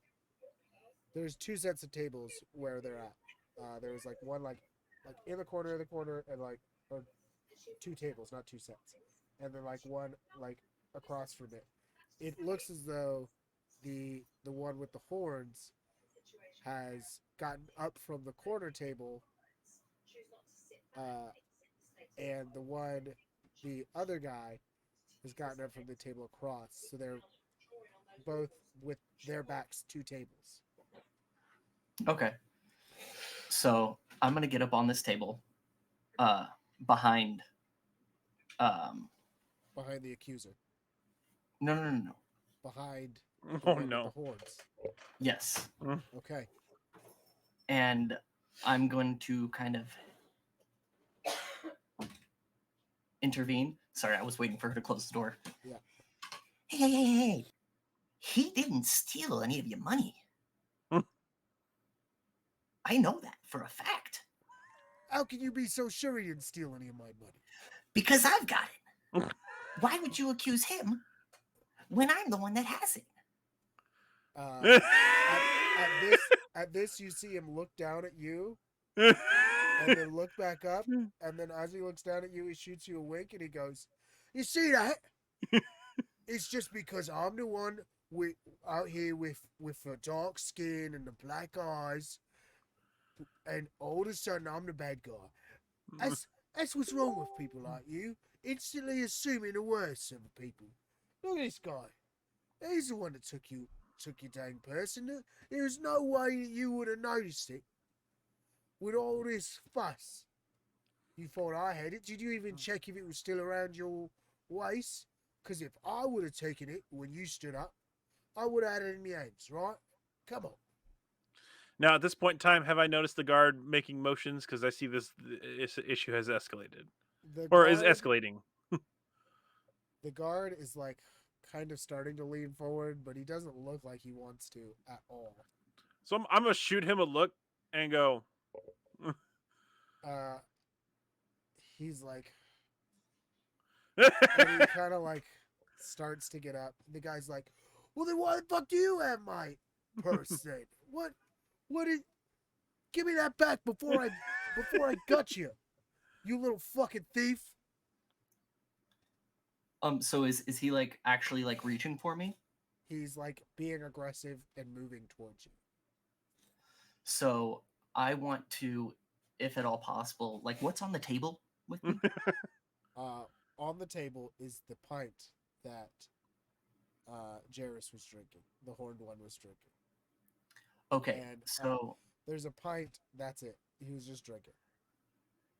so I want to look over because I assume that I know that's his drink. He was the only one at the table at the time. Okay. Sorry, man. And I grab it and I splash it in this guy's face. Uh-huh. And then I want to scamper. Okay. Make a dexterity check to see how well you are at splashing it in his face. 21. Fuck yeah! You get him right in the face. What the fuck? And then he goes, "Whoa!" He goes, "Oh my ale!" That's what he says. "Oh my ale!" And then how long do I have with this guy wiping stuff out of his eyes? Not long. It's just ale. Like he's gonna wipe it out of his face in like 10 seconds, 20 if it takes a while. Easy. I want to reach into his coin purse and just grab like an unknown amount and toss it to Jairus.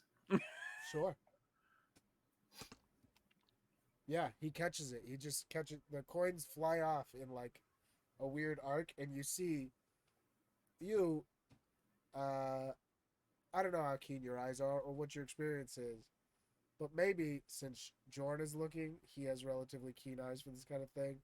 How he catches every coin in the arc it's flying out of the air, just swoop, and doesn't drop a single one, and dips it into one of his belt pouches, and he goes, "Well, now I've got to go get another one. Maybe I should even go to a different fucking tavern.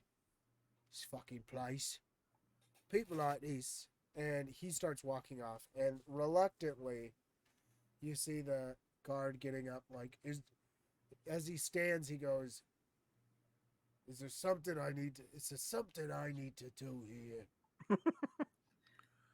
And Klep, as he left, uh, this is taking liberties if it's not like this, but your classic tavern has the wooden post with the sign, correct? Yeah. Does this have one of those? Sure. Why not? Okay. Klep is going to scurry up and be sitting on top of that outside. You scurry away. You sit on top of the sign. And meanwhile, he's like, "Do I need to?" And then he stole. As he gets it, that little furry fucker stole my fucking coin. What do you mean you need to get involved? And you watch as Jairus, this horned man, walks up to the bar, and he reaches in and he puts down 2 coin, and he slides it over with his clawed fingers on one on each coin. He goes, "Another, please. Someone seems to spilt mine." And another flagon of ale is dropped in front of him. What do you do? Pardon me, but you seem like someone who seems to be at least acquainted with the little one. Mind watching my stuff real quick? I'll be right back. He looks at you. He looks at you and goes, "Acquainted? I never met him. But I'll watch your stuff." I toss a coin to him and I'm like, appreciate it. Be right back. He flashes a big smile when he says, "I'll watch your stuff." I walk out the front door because I seem to watch him. And I look up. I'm like, clapped. I hold my hand out. What, you want a handshake? No, give it back. Otherwise, they're gonna chase you. How much is in this coin purse?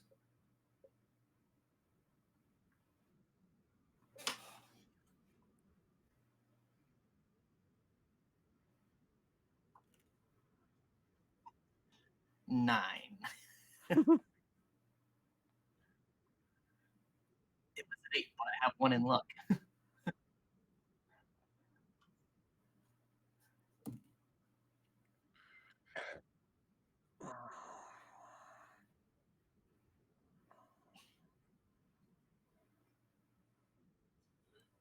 Make a luck check. He made a luck check. Sorry, that wasn't out of the. I was muted to the stream.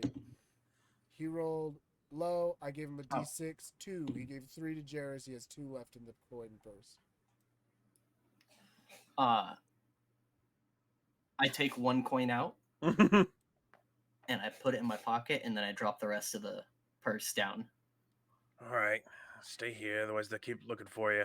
Come on, man, you ruined all my fun. If you need coin, I've got coin for you. But causing a ruckus and having them chase you really ain't the Yeah, best. but that's a dirty human. You really gonna let him take from us? Just at least give back the purse. I'll let him know you scampered off and I couldn't find you. You dropped it. Okay, then toss up the last coin. Twing! Snatches it. I now have 22. I walk back inside. Is my stuff still there? You walk back inside. How much of your stuff did you leave? It was my halberd and my rucksack. What's in your rucksack? Manacles, some torches, a lantern, a flask, a deck of cards. You get there and all your stuff seems to be unbothered except for the deck of cards, which he has out and is just playing with. Careful with that. It's my father's. He goes, "Oh, sorry. No. I just Go ahead. Just try not to lose any. Don't worry. If something gets lost in my hands, it was meant to be lost." I walk over to the gentleman who's, I'm guessing, still talking with the guard. Yeah.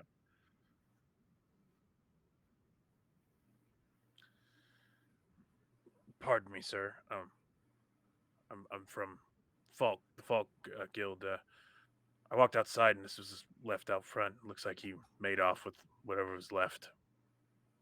Oh man, that was. Appreciate the effort anyway, I guess. He will put out word. He's a Keplin. We only have he's a Keplin, and he's there. We'll be able to find him. I think. Put out word. It's a big city. We've got a couple of them, but we don't see enough of him out here that he's not going to stand out. Fine, whatever. So I walk back to the bar, grab my stuff, and go, want some company at your table? Play a game? Oh, I love a good game. Yeah, yeah, of course.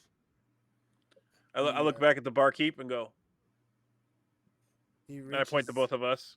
his hand Still one out. more for each of us. He reaches his hand out for a handshake, and he goes, James Rome, a pleasure. Jorn McBain. And he shakes. And that's just the beginning. Because we're going to have to figure out exactly where Jay comes in. But now it's almost 11:30. We've gone a little long. We had a little fun. I will say I'm going to make a note that there's an APB out for you. Because you did it out in the open. Hey, At least they're not immediately chasing him. The guard I doesn't seem see. like he's that busy. He wants to do that much paperwork right now. but Yeah. I did so many things that are important to Klep in that moment. Yeah. Yeah. Like from his moral grounds, Klep did exactly what he thrives on. And not to say that I have anything against humans, but however, I am more akin towards other humanoids, just because I recognize them more. But I have nothing against humans. I've dealt with them all my life, but I do know that other creatures such as the Klept and I don't know what you are. I don't think, but I do know you're not normal. So I was like, you know, I think the fiend, based on the stuff I read, the fiend blood are kind of known, but but they're still relatively rare. So you probably heard of, and if you had ever run into him, it probably would have been something you'd remember. You'd remember his face, because they all look relatively different. They don't blend into each other. and being as rare as they are, yeah, that would make sense. Right. What is your name again, Jeff? Your character's name? Jairus. That's DJARUS. Jairus. The D is silent. No, you'd say it. Jairus. Fair enough. Just gotta say it wrong. Jorn is Dogman and Jairus is Porkman. Yeah. Zune, hi. Bless you. Thank you. All right.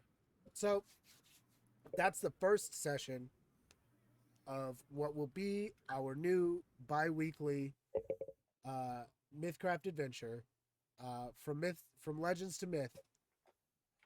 We can't wait to see you next time. We'll of course have Jay with us, where we can really get this thing started. I'm gonna have to try to remember all of this for 2 weeks, but we'll go over as much of it as we need to. We'll get into the real nitty-gritty of it. We're gonna have some fun. We're gonna see what the system's like, and hopefully we'll enjoy it, you'll enjoy it, and we'll keep it moving. Until next time, this has been Torchlit Tavern. Here on our channel, we do all kinds of TTRPG stuff. I run another game on Wednesdays. I do No Dice with the lovely Katie Mischief on Wednesdays. On Interchanging Wednesdays, I run a game called Wacko Mundo and a show called No Dice, where we just talk about TTRPG stuff. And we have this game, as well as maybe a monthly game we're trying to keep up. We'll see how that goes. Anyways, keep tuning in, keep watching. Hopefully you're having fun. I'm Jeff. And make sure that if you like what we're doing here, check out our podcast, Torchlit Tavern, anywhere you can listen to podcasts. Start with Black Powder. It's our second campaign, and we're doing great. For our closings, outros, let's go with Mav first. Mav, tell the people about yourself. I'm Maverick SD, otherwise known as one of many characters that is on this channel. I've played a white necromancer. I have played a Goliath. I have played many different things. But this time I have played the very lupine, the very lithe Jorn McBain, and this seems cool so far. I do kind of like how it's going. It is simplified to a point that that I'm here for it, but at the same time, it does have the complexities that we have the little tidbits here, the niche things. Great. I normally find me on my Twitch channel. I'm a variety streamer. I haven't been as active recently. We're a lot of work, a lot of life things, but a lot of things coming. I know these guys have a lot of things planned as well, so you'll see a lot more of me. Mav, do you remember how to do the shout out command? Because I don't remember how to do it. Give Yeah. yourself a shout out. Let me see if I can do it. All right. I don't think I can because I'm not a mod, but You should still be able to do it. Just type it in. huh? Hey, it does. Look at that. Hey, there we go. All right. And Henry, let him know what you're about. I'm about good times. Good vibes. I like to party. How do you like to party? Party hardy. No, I'm Henry. I also stream under the name Mediocre Mets, spelled with a Z. You've seen me in chat. I also stream a variety. I also have not been active lately for the same reasons. Life comes at you quick, fast, and unapologetically. But I'm glad that I have time to play some tabletop RPG with these guys. And I have been Klepton for this evening.